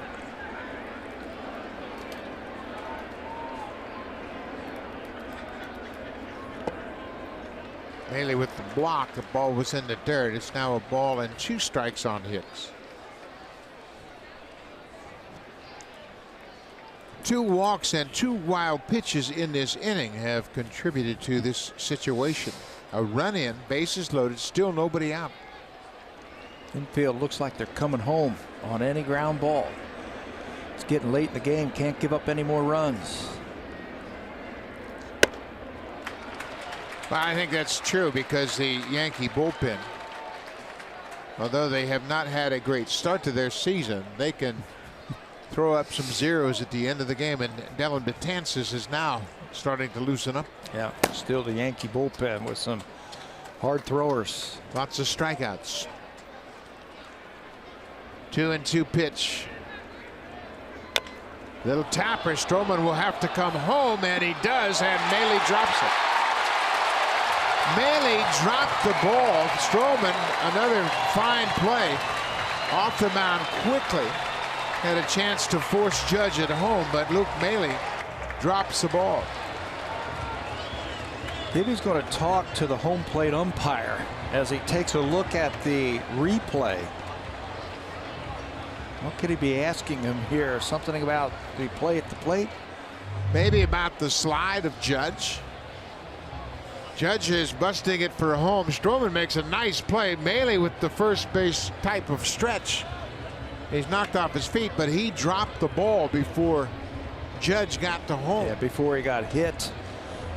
You're only going to get 1 on this play. So Luke stretches like a first baseman, but the ball doesn't stick into his glove. And for the Blue Jays, unfortunately, they can't get an out. Still nobody out. There's Stroman. His only play is at the plate.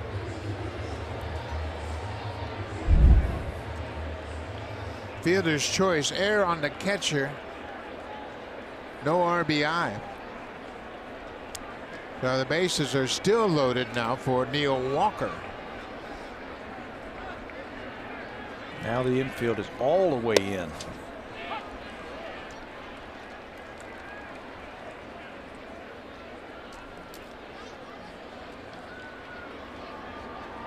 Four to 1 New York.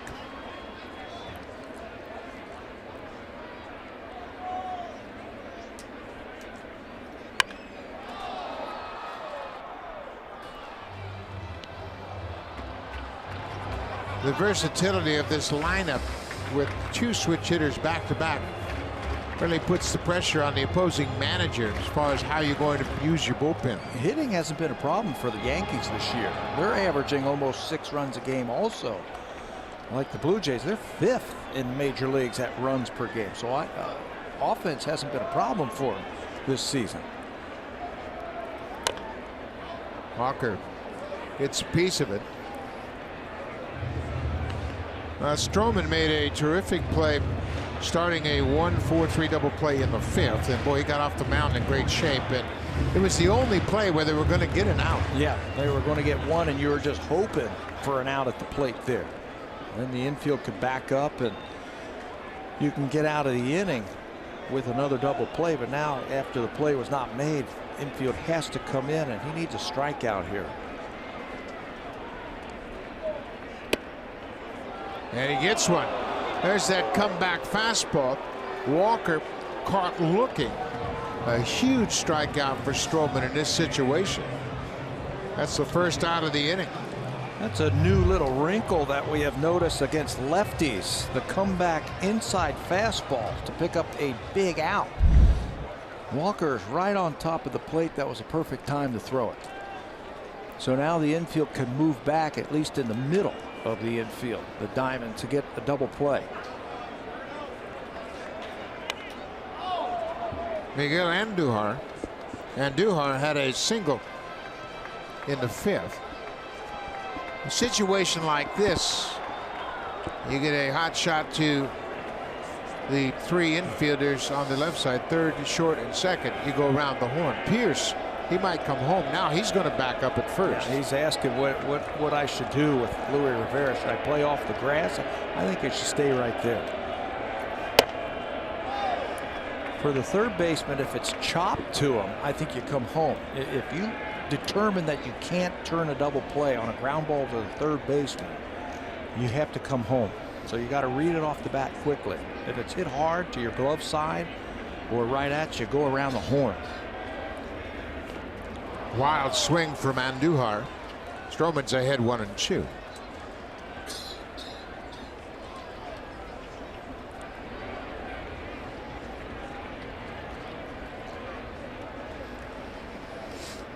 Jason Shreve was up earlier.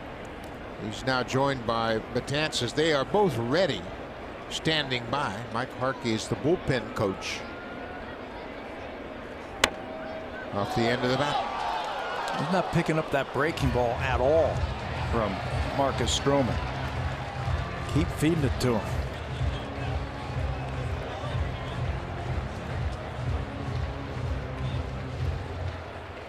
Stroman has walked 4 this afternoon. 2 of those walks have come in to score.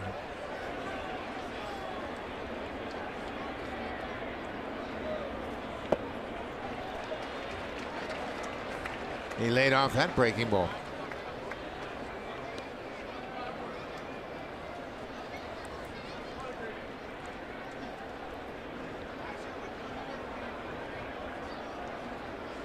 This inning is reflective of how well the Yankee lineup is put together. Gardner got a leadoff single, batting out of the 1 spot. Then Judge walked. Gregorius, hitting third, comes up with a big RBI single. Stanton walked.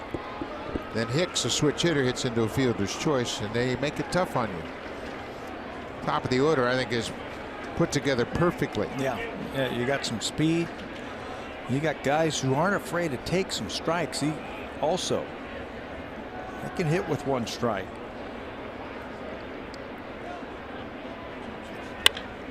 Line drive deep to left, and that's going to be over the head of Hernandez. Gregorius is in to score. Stanton's right behind him. And that clears the bases. Aaron Hicks scores as well. Yeah, Hicks read that beautifully. He was running right up the back of Giancarlo Stanton. So the Blue Jays had no chance to get any outs at the bases.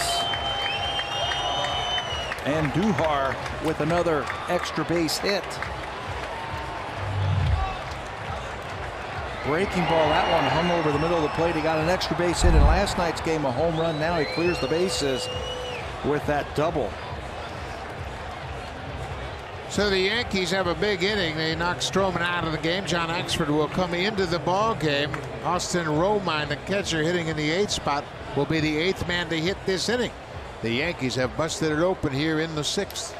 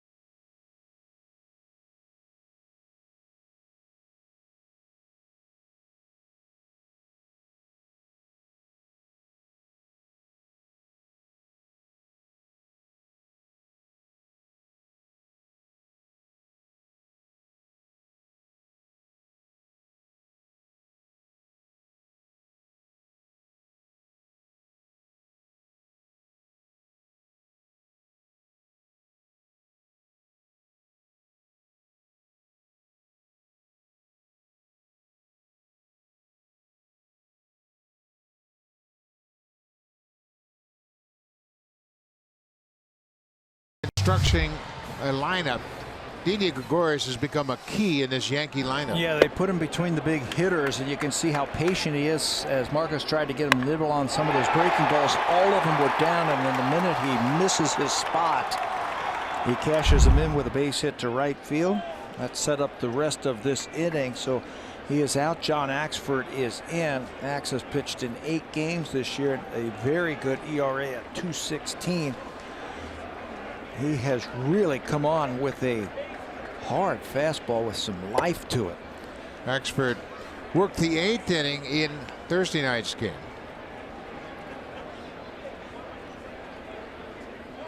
He got a strike him out, throw him out double play when he struck out Neil Walker, and Luke Bailey threw out Aaron Hicks.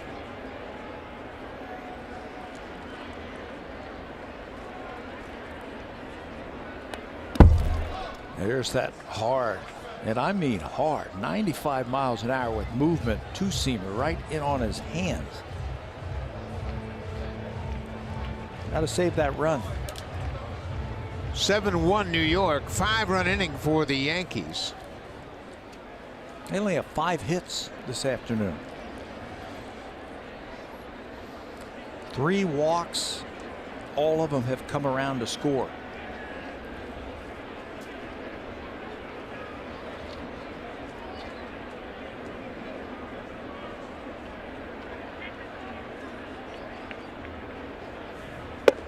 The Yankees have scored 5 runs this inning. It's only the 2nd time this season they've had a 5-run inning.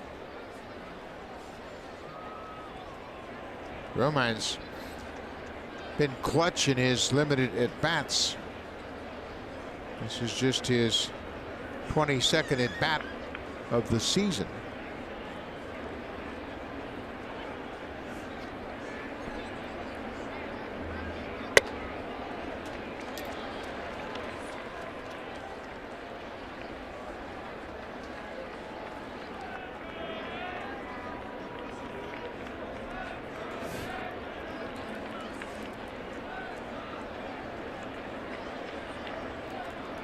Dylan Betances has taken a seat in the Yankees bullpen now with a 6-run lead. It's away from Melee. That's ball 4 to Romine. Another walk, 3rd walk of the inning.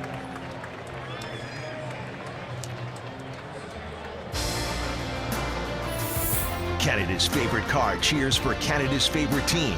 Honda, proud fan since 1977, and the official vehicle of the Toronto Blue Jays. Saturday afternoon at Yankee Stadium. Hasn't gone so well for the Blue Jays to this point. They trail 7-1. Yankees have scored 7 runs on just 5 hits. The walks help. Marcus ended up walking 4. 3 of them have scored. John Axford walks the first batter he faces. It's a good offense that the Yankees have. A veteran offense with real balance up and down the order. They are 5th in the major leagues in on base percentage, 5th in runs per game. They make you work. Reyes drops one in front of Grichuk in right. And Duhar had to hold up to make sure it was safely down in right field. But Reyes comes up with his first hit of the afternoon. He had a 3-hit game last night. He's a tough player. He's a tough out. He's had 5 hits in the 3 games in this series. That now gives him, in 9 starts this year, a hit in all of those 9 starts. Plays the game the right way. I think he knows his limitations and knows what he can and can't do. Just fought that ball off. Now the numbers from the hit streak. Batting .500. So Brett Gardner, he's the one that got everything started with the leadoff single this inning.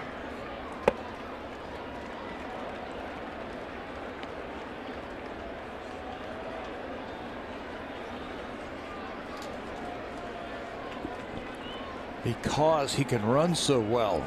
Gardner, the infield's got to come in all the way in. Unless he hits a one hopper to the middle of the diamond, they got to come home.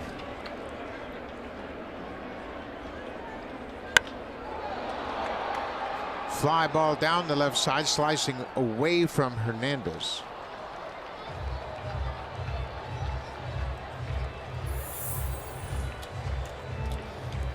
Now, a couple of key plays this inning.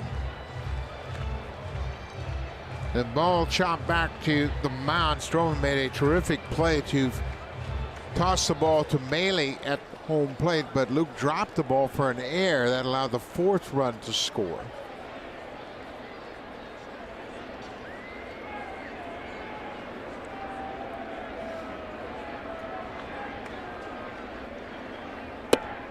Inside for ball 2. Aaron Hicks hit that little dribbler up the first baseline. Stroman got off the mound very quickly and shoveled the ball to Maile. Looked like they were going to have a force out at the plate. Force judge, but Maile dropped the ball for an error. His first of the season. Kept the inning alive. The big blow so far was the bases clearing double. And that was by Andujar. 3 RBIs with 1 swing. He's had a multi-hit game this afternoon. He's 9 for 19 in his last 5 games with some major damage. Yeah.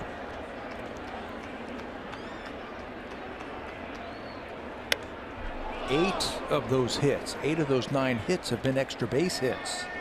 When you talk about major damage, that's what you like to see from a corner position player, don't you? You want to see some extra base pop in that bat. He homered in last night's game to the opposite field.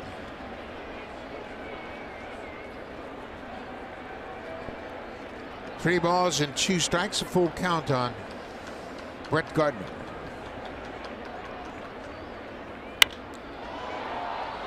That's going to slice away from Hernandez into the seats again. Outfielders keep taking a couple of more steps the deeper we get into this at bat towards the left field line. Gardner's doesn't look like he even wants to try and pull John Axford. Well, his base hit to start the inning was a ground ball through the left side of the infield.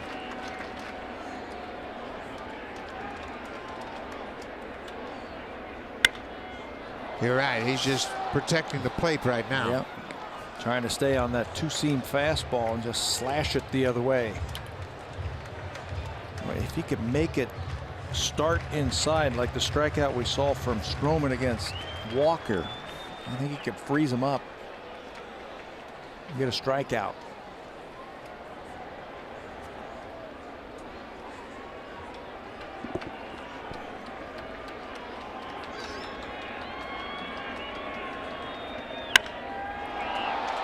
Fly ball, shallow center field. Pilar calling for it.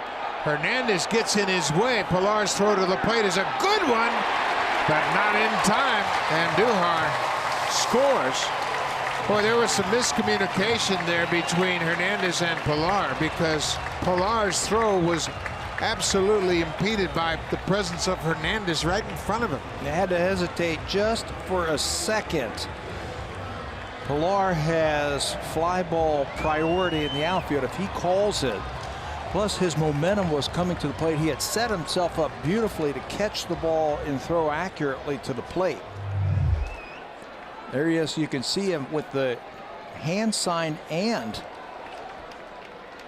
the voice sign saying I got it, but he ran in front of him. Yeah, Pilar did everything right.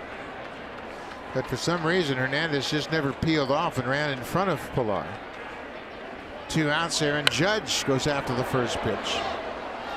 So Gardner picks up the RBI with a sacrifice fly. It's his 5th of the season, and now it's an 8-1 Yankee lead. Still, Kevin came up with a nice throw. Nice one-hop throw to the plate, just ahead.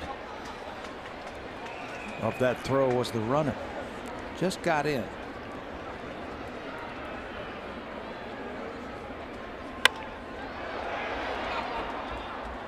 See where those two pitches are on Judge. He's a totally different hitter when you have velocity and you can pitch upstairs. Up and in. Danny Barnes got him yesterday. The Judge is taking his time getting back in the box because he can feel the bees in his hands after getting jammed twice.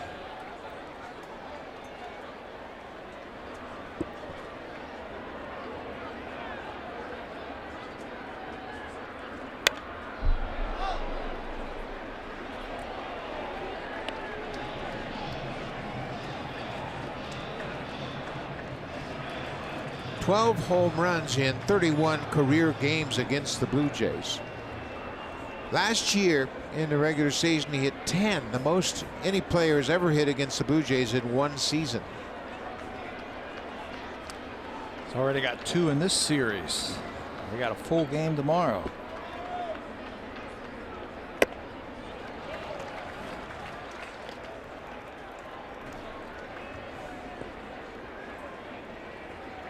It's the 7th game between these two clubs this season.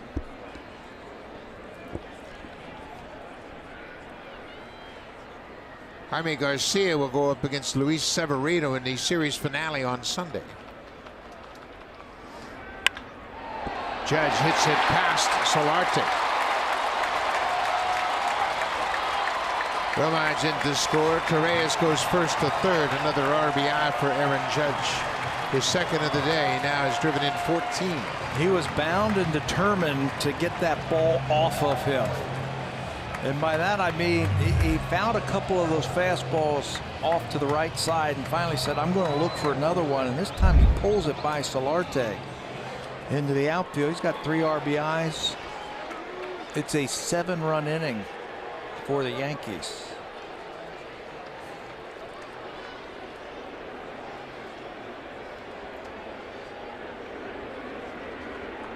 D.D. Gregorius has an RBI single this inning.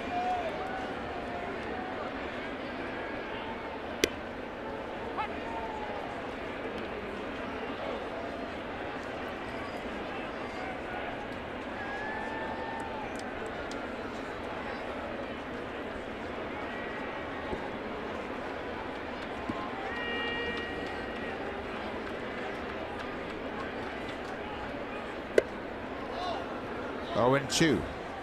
Gregorius, the 12th Yankee to bat this inning. The sac fly by Gardner closed the book on Stroman. He'll be charged with 8 runs.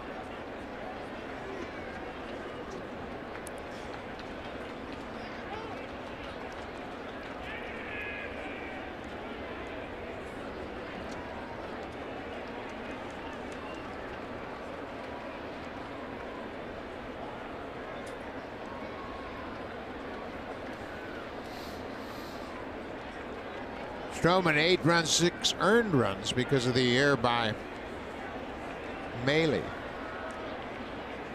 In the inning, there have been 3 walks, an error, and 2 wild pitches. Been an ugly inning. Yeah. 4 singles, 3 walks, couple of wild pitches, an error, a bases clearing double by Andujar in a sac fly.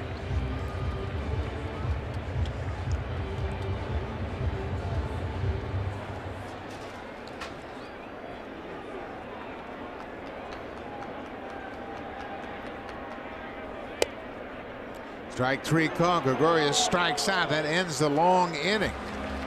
As Gregorius strikes out, the Yankees send 12 men to the plate. They score 7 runs on 5 hits and take a commanding 9-1 lead.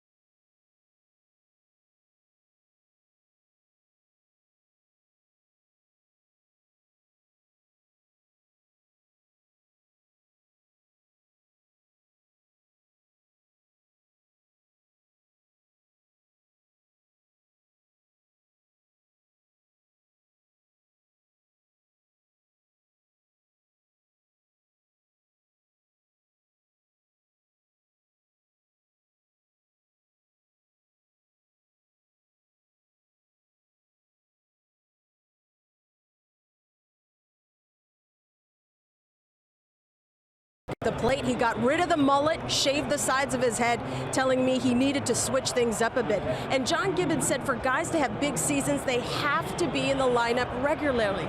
You want to make sure you keep them rested, give them a mental break to regroup where you can. But Buck, Gibbons said you can also get carried away trying to rest them too much. Yeah, you got to hit your way out of a slump. You can't get out of a slump sitting on the bench, so they're going to give Randall Grichuk plenty of opportunities to work his way through this thing. Randall has walked twice, both times he's come to the plate. Well, he gets another lefty. Chasen Shreve will take over after 6 very good innings from Jordan Montgomery. Shreve pitched in last night's game, faced 4 batters, retired all 4. Showed a pretty good fastball last night. Better than I remember. So Montgomery's win streak will continue. He won't lose this game. He has not lost a game since last August 30th. A span of 9 starts.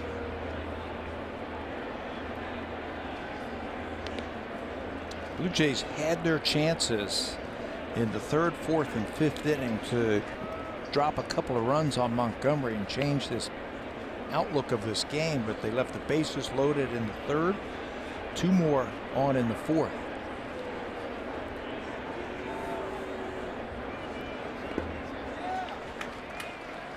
Grichuk strikes out, first out of the inning here in the 7th.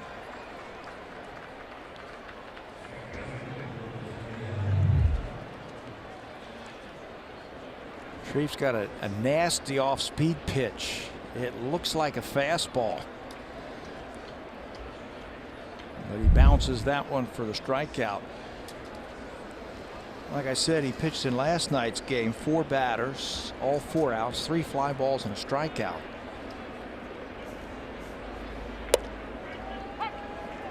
Lourdes Gurriel Jr. had a base hit his last time up. He is 1 for 2.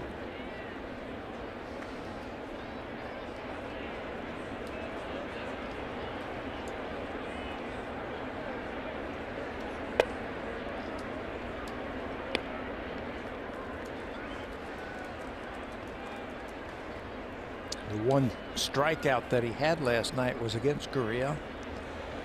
He gets a lot of swing and miss, especially with 2 strikes. Let's see if the young kid learned something from last night's at bat. Fouls that one off. Gurriel was the last out of the ball game as Shreve retired all 4 batters, as Pat mentioned.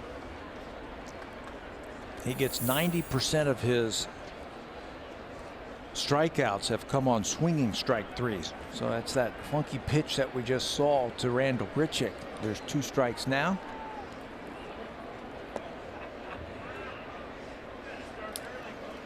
Jordan Montgomery pitches 6 innings, gives up just 1 run on 4 hits. He was able to pitch around 3 walks, and he struck out 5.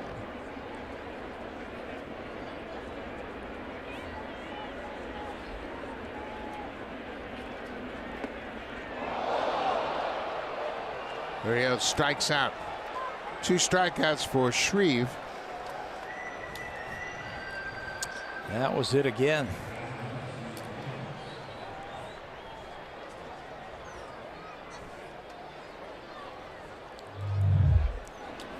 Off-speed pitch with 2 strikes.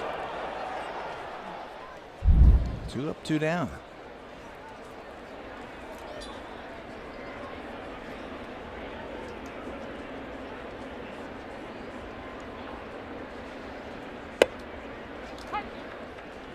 Steve Pearce, another good day hitting in the leadoff spot. He's 1 for 2 with a walk, had an RBI single in the 5th. He's driven in the only Blue Jays run of the day.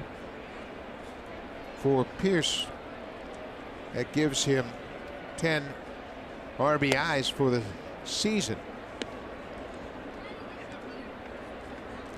Had a full spring training, pretty much.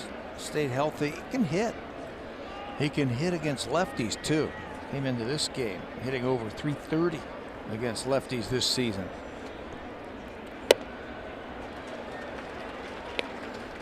Blue Jays aren't picking up the baseball from Chase and Shreve. They had problems with him last night, and they continue this afternoon. Well, 2 strikes again. He's got 2 strikeouts on that off-speed pitch.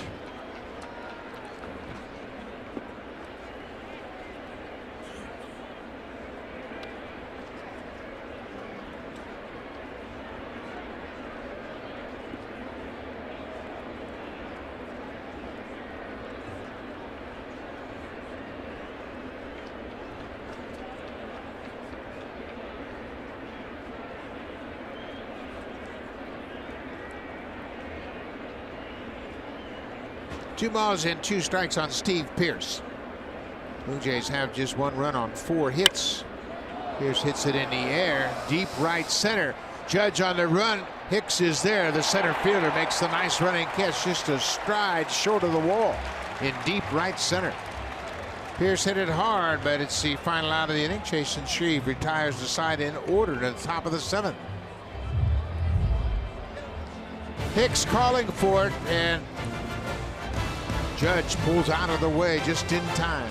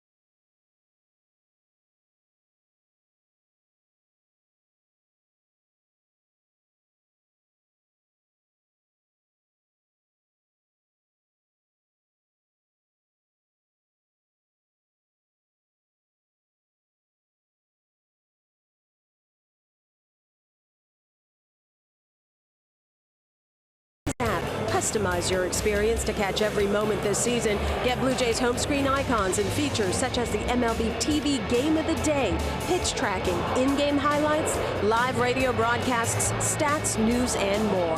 Download MLB At Bat today. Bottom half of the 7th, back up to Buck Martinez and Pat Tabler. Thank you very much, Hazel May. We are at Yankee Stadium. This new version of Yankee Stadium opened up in 2009. And the Yankees did a number today on the Blue Jays starter. It really fell apart. Marcus Stroman went into the 7th inning, and it was a 2-1 ball game. But then the Yankees, top of the order, single walk, fielder's choice, and the wheels fell off for Marcus. 94 pitches in 5 in the 3rd, and it was just that kind of day. He was cruising basically through those first 5 innings. He had made 1 mistake. That was a 3-0 pitch to Judge. He had a 2-run home run. Everything else was crisp. It was on the ground. He was getting grounded. But then in that 6th inning, his final inning, just could not finish the deal. John Axford had to finish off that inning. That finishes 6th. So here in the 7th inning, Tyler Clippard will make his 11th appearance of the season. Tyler's 2-0 with a 279 earned run average. Has pitched in some big games for the Blue Jays. His last appearance was here on Thursday. In that game, one of this series versus the Yankees. This is where he started his career, right here in this ballpark. He's had 2 separate stints with the Yankees, and he is in here to pitch the bottom of the 7th. 9-1 New York. Stanton, Hicks, and Walker for the Yanks. Stanton wails at that first pitch, an off-speed pitch from Clipper. Clipper faced Stanton on opening day, and Giancarlo hit a home run against him. Looked like a fastball out over the plate. So he might be getting a steady diet of off-speed pitches now. Another swing and a miss. It's 0-2.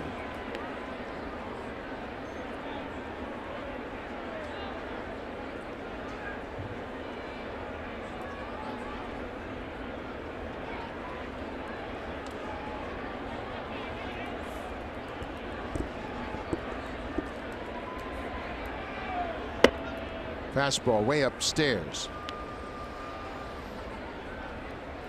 Stroman threw 94 pitches over 5 1/3, and he really deserved a better fate. There was a couple of situations that they could have turned the inning around, but that 6th inning ended up 7 runs on 5 hits.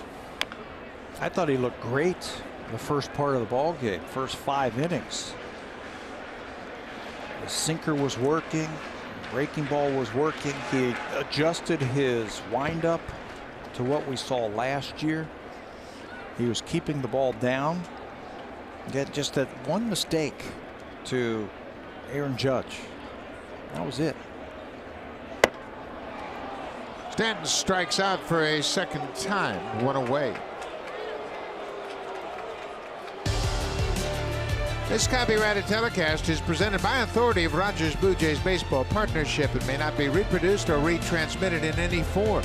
And the accounts and descriptions of this game may not be disseminated without the express written consent of Rogers Blue Jays Baseball Partnership. Beautiful afternoon in New York.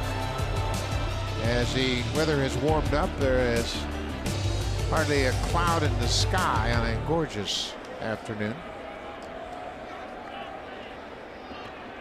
Aaron Hicks scored a run.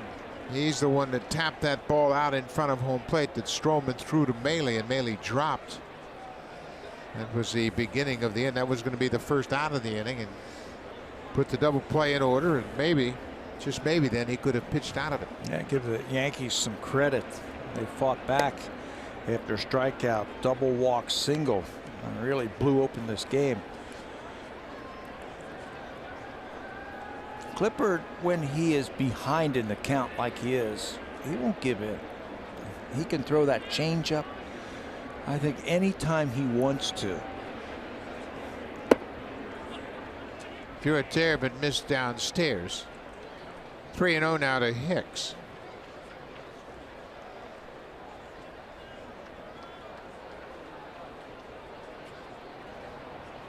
Jonathan Holder has just been recalled from the minors. He is loosening up, and Clipper loses Hicks on 4 straight balls. Adam Warren was placed on a disabled list, and they called up Holder.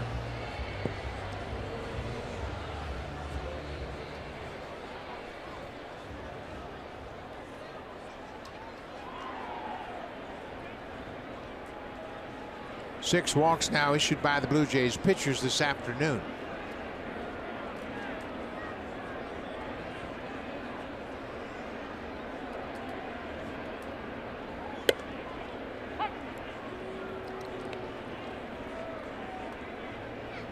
Neil Walker 0 for 3 with a couple of strikeouts.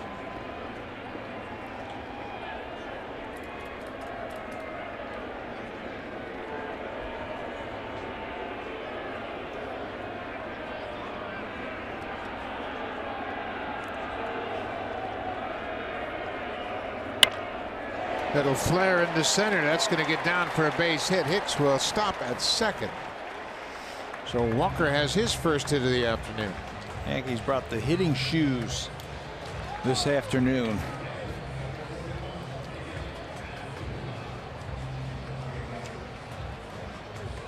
Second in slugging percentage, and now you got to a young slugger now. First thing I look for when I see young players come to the big leagues, you like to watch, see what kind of bat speed they have. And when you watch this kid hit, he's got some bat speed. He hit 16 home runs last year between AA and AAA. And right now, out of necessity, he's got to be in the big leagues. They started him down in the minor leagues just to polish off and finish off his development. But you can see there's some talent there.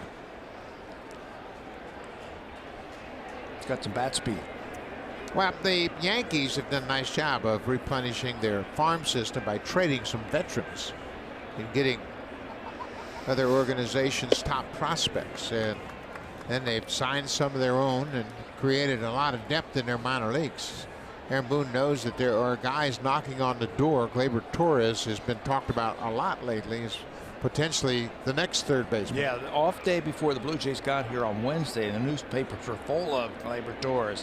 When's he going to be here? It can't be long now before he comes in and starts to play and give them a spark. Andujar's here because of the injury to Brandon Drury. And they're not real sure when they're going to get Drury back. Drury has taken ground balls and worked out during this series, but he's not close. He's suffering with migraines and blurred vision. 2 balls and a strike to the third baseman.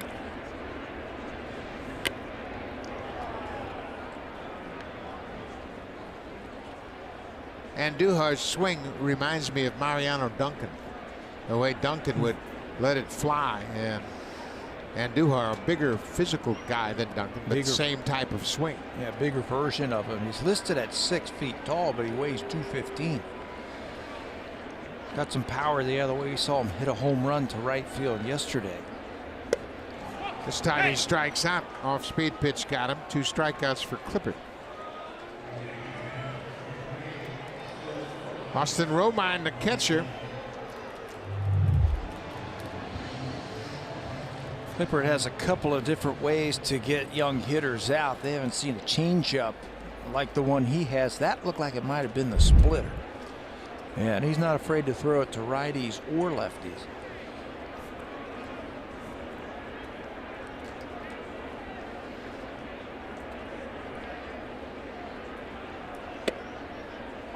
Romine takes a strike. Austin is 0 for 2. He struck out, hit into a double play, and then walked.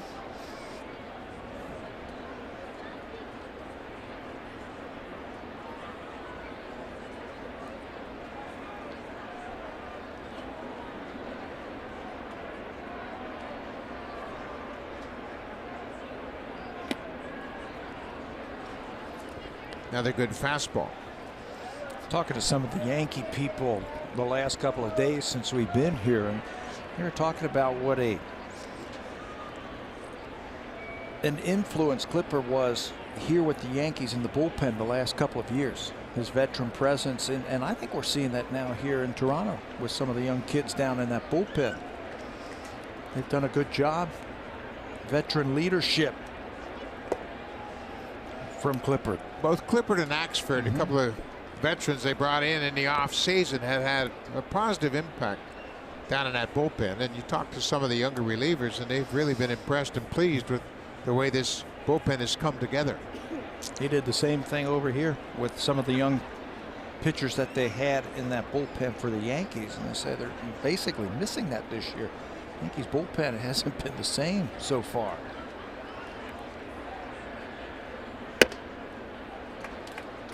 Missed upstairs with that fastball.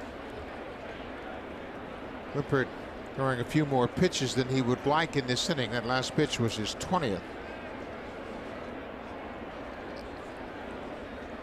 Hicks is at second. He walked. Walker had a little bloop single into center. He's at first.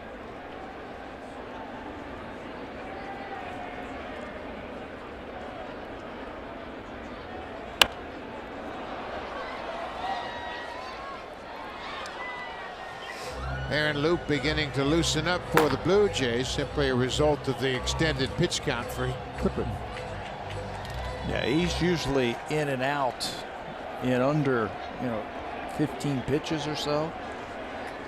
A little bit extended with a walk, the single, and a couple of strikeouts. That'll elevate that pitch count.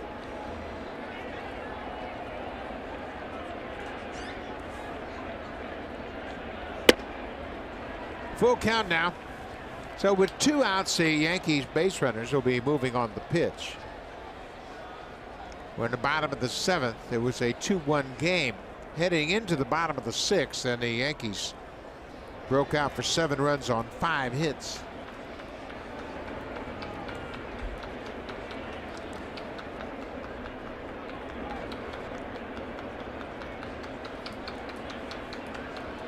There go the runners as ball 4 is delivered. So Clippard has 2 walks and 2 strikeouts in this inning.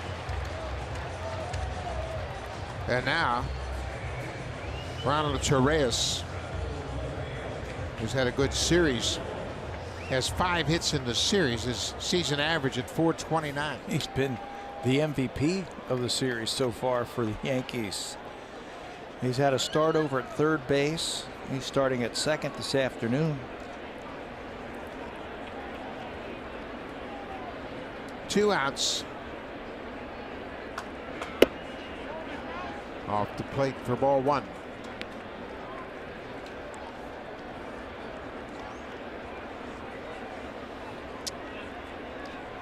Got to figure that this is his last batter. You got a lefty on deck and a lefty warming up, trying to get some work in and an elevated pitch count. You'd like to be able to use him. You might need him tomorrow. So I think if you're the manager, if you're Gibby, you're thinking, hey, get this guy here. Maybe I can still use you tomorrow for an out or 2.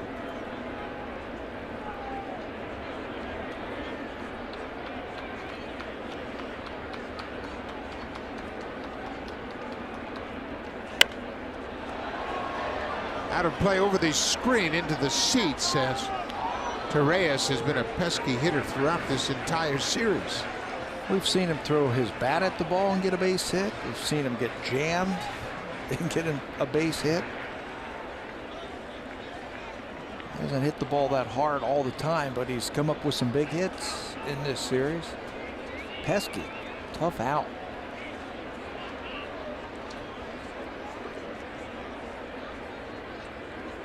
He is 5 for 9 in this series with a walk.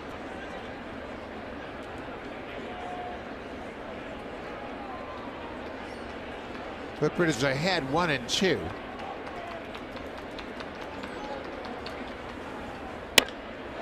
Fly ball into center. Pilar backing up a few steps. That'll end the inning. Clippard pitches out of it. He leaves the bases loaded in the bottom of the 7th. But the Yankees will send Jonathan Holder to the mound.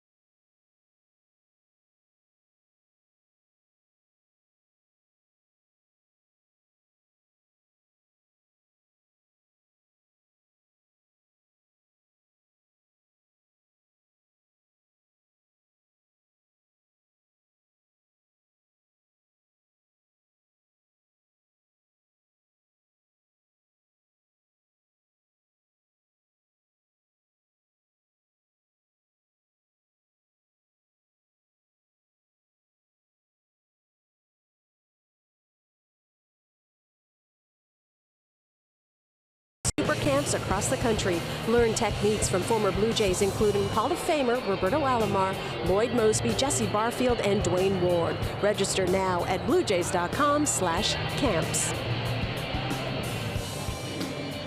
Thank you very much, Hazel. Yankee crowd very happy here this afternoon. They have seen their Yankees take a commanding 9-1 lead, and now Jonathan Holden, who is back for a second time. He was sent to the minors on the 6th of April. He has been recalled and activated for this game today. Yeah, with Adam Warren going on the disabled list, Jonathan Holder back in there. He's already worked 3 games this year for New York, 7 hits given up in just 2 2/3 innings. He possesses a pretty good fastball, sinker, cutter, and a changeup. He's basically pitched out of the bullpen in his big league career.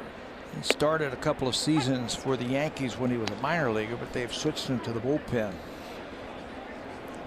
He's pitched in parts of 3 seasons going back to 2016. He made 8 appearances his first year. He's just 24 years old. We see these types of guys come up from the Yankee system. Tall, long arms, and they throw hard. Teoscar Hernandez.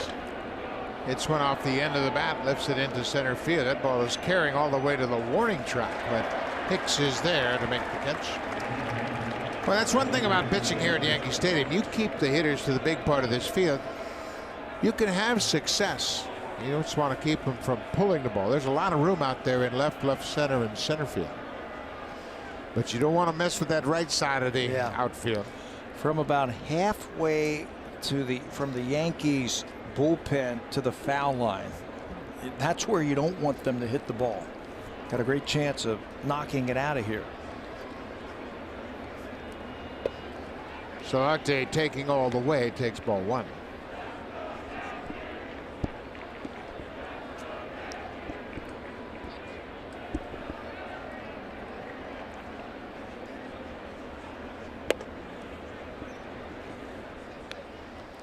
Two and 0. The Blue Jays just haven't been able to mount much of an offense today. They have but 4 hits.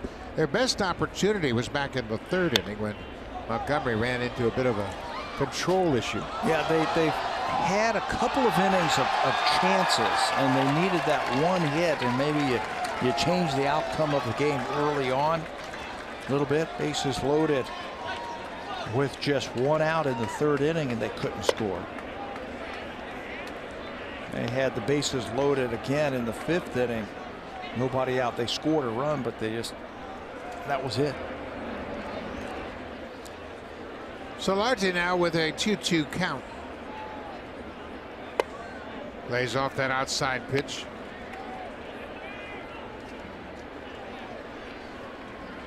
Tomorrow the pitching matchup will feature hard-throwing right-hander Luis Severino against the lefty Jaime Garcia, who pitched for the Yankees last year. Solarte strikes out, 2 away. Garcia's off to a good start at 2-0. Severino is 3-1, and he's a hard thrower. He's got the hardest fastball in the big leagues. We saw him on opening day, and Blue Jays couldn't do much with him that day. Conditions look like they might be favorable tomorrow. Well, it is the first day of spring, and everybody expects it to start to warm up sooner or later. Kendrys Morales takes strike. Morales has one of the Blue Jays' 4 hits at a leadoff single in the 4th inning. Kendrys also has 191 career home runs, 30th on the all-time list for switch hitters. Where is he on the active list? He is number 2 on the active list. Only Victor Martinez has hit more home runs as an active switch hitter in baseball. Still has a ways to go to catch Mickey Mantle, the all-time leader. The Mick hit 536 of them. Well, and the interesting thing about Mickey Mantle, there's his retired number 7. He played in a huge ballpark. 3 of the top 5 switch hitters all-time home runs have Yankee ties. Mickey Mantle, Carlos Beltran, and Mark Teixeira. This is lifted down the left side. That's going to be into the seats. E.D. Gregorius slid into the tarp to break his momentum. The stadium that Mantle played in from 1937 until he stopped playing in '68. 301 down the left field line. 415 in the left field power alley. 457 in deep left center. 461 to straightaway center. 407 in right center. It was a big yard. It was a big yard. That's what you were talking earlier about. You got to pull the ball. You didn't want to keep the ball in the big part of the ballpark there. It was an out. 298, right? 298 down the right field line, 297, something like that. 296. 296. When they renovated it in '37, it went to 296, but it jutted out quickly to 344 and then got to 407. There's a fly ball to center. Hicks calling for it.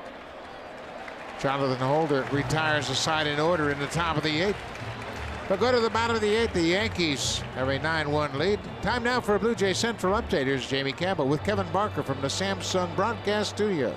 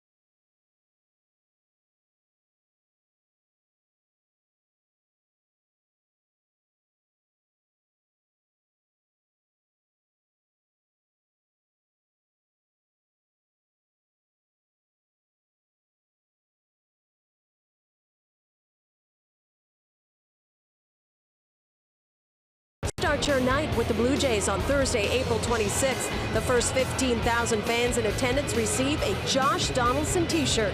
Join us pregame in the WestJet flight deck for live music and entertainment. For tickets, visit BlueJays.com.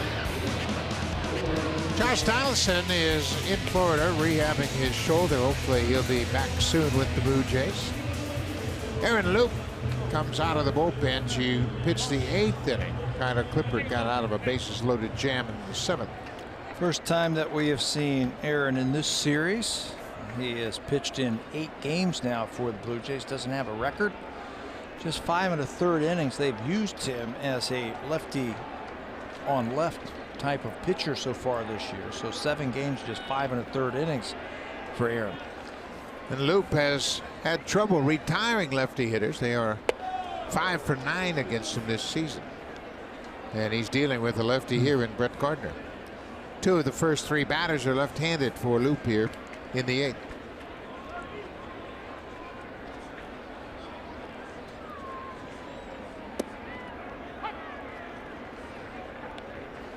Brett Gardner got a key hit in that 6th inning, a leadoff single. Kind of set the tone for the entire inning. The Yankees would send 12 men to the plate. He was wild pitch to second base. He also had a sacrifice fly and an RBI in that inning. Same inning. They sent the 12 men to the plate, scored 7 runs on 5 hits.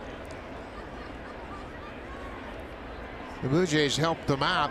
They walked 3 in the inning, had 2 wild pitches, and Luke Bailey committed an error. Gardner strikes out. Luke retires the First batter of the inning. Drive of the game brought to you by the powerful all-new 2018 Civic Type R. You always want to pick out where Aaron Judge is in the lineup. He's had a hit in every game this series. This is a big run right here. 3-0. Fastball right where he likes it, down and in. His 12th home run in his career against the Blue Jays gave the Yankees their first 2 runs of this game. It's also this afternoon's drive of the game. He also had an RBI single in that inning that you were just talking about, that 7-run 6th inning. Yeah, he had a terrific at bat, picking up that RBI.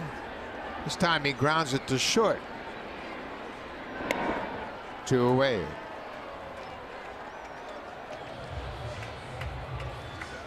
Oh, Aaron Loop trying to have a quick inning here and keep hopes alive that he would be available for tomorrow's series finale. The Blue Jays will have Monday off before the Boston Red Sox come to town.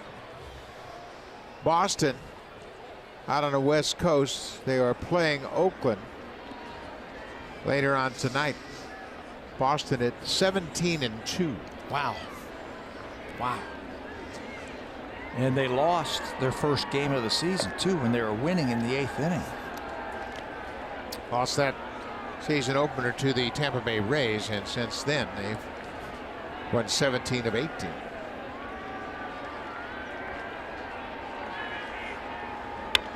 Didi Gregorius fouls it back. Alex Cora, what a way to start your managerial debut, the Boston Red Sox, and he's had a dramatic impact on Mookie Betts. Early in spring training, he told Mookie, listen, you're talented. Go up there and swing like a big guy. And is he ever? Mookie had another 3 home run game in his career. I think that's his 3rd one the other day in Anaheim. Betts has 6 home runs. He's leading the league going into play today with a .382 average. He has 8 multi-hit games already, and he's scored 23 runs, the most in the American League.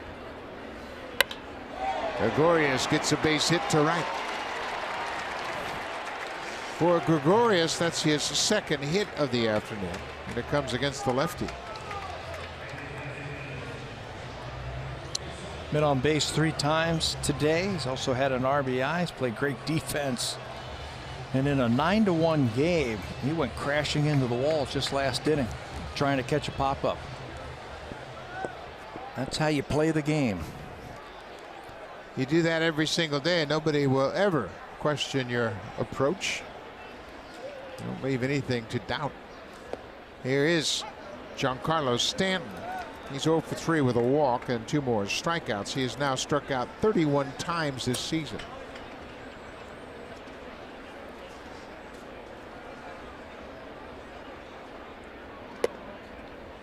Matt Olson of the Oakland A's has 33 strikeouts. Yohan Moncada and Drew Robinson, Moncada of the White Sox, Robinson of the Rangers, they too have struck out 31 times.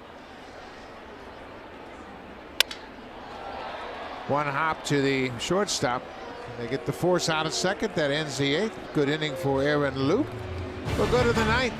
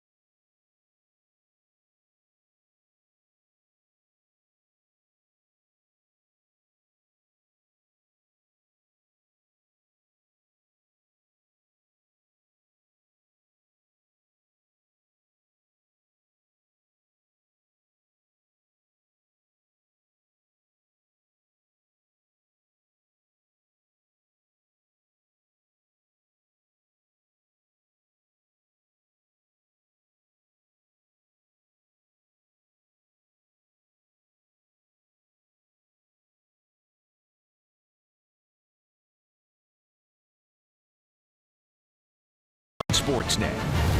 Presented by Honda. You can count on us to get home safe. Honda, official vehicle of the Toronto Blue Jays and proud fan since 1977.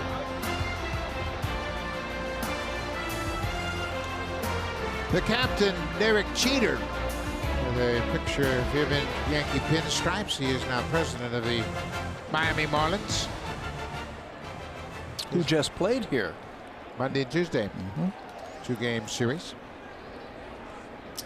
Kevin Pillar, 0 for 3. Mentioned the Blue Jays have just 4 hits this afternoon. They scored 8 runs on 9 hits last night, winning that ball game 8-5. They lost the opener Thursday night 4-3, manages 6 hits in that game.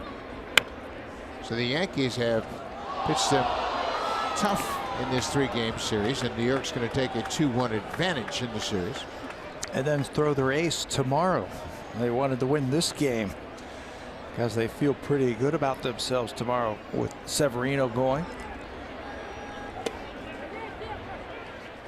Pillar swings and strikes out. Tried to check his swing, went too far.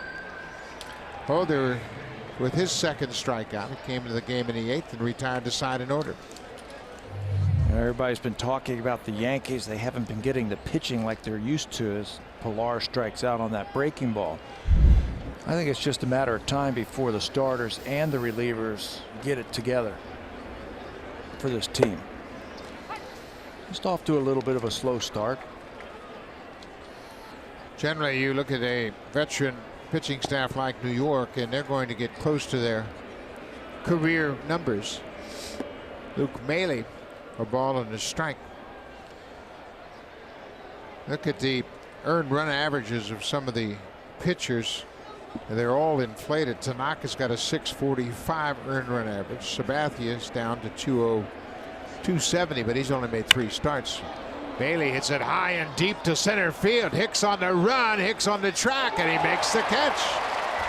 The deepest part of Yankee Stadium, 408 feet away from home plate, right up against the wall. Bailey gave it a ride, but Hicks got back quickly. You better have a fast center fielder if you're going to call Yankee Stadium your home, because there's a lot of room out there, and Hicks knew exactly where that ball was going to come down. Watch him at the top of your screen right there. He knows this ball from the sound and the swing that he got a lot of it. So he runs right to the 408 sign and hauls it in. So 2 outs here in the top of the 9th. Aledmus Diaz had an infield hit his first time up. He's 1 for 3. He hits one high and deep to left. Gardner is back. He's got room right at the edge of the warning track, and that'll do it. So the Yankees take a 2-1 lead in this 4-game series. Jordan Montgomery, 1 run on 4 hits over 6 innings. He'll pick up the win. Yeah, he was pretty good. The Blue Jays had him on the ropes just a couple of innings, but he found his way out of it. And then they were waiting for the offense, the Yankees, and they got the 1 big inning in the 6th inning, 7 runs, the difference in the ball game. They'll go for the the series win tomorrow by sending Severino to the mound. The Blue Jays will counter with Jaime Garcia, and the Jays have not lost a series yet, so they will try to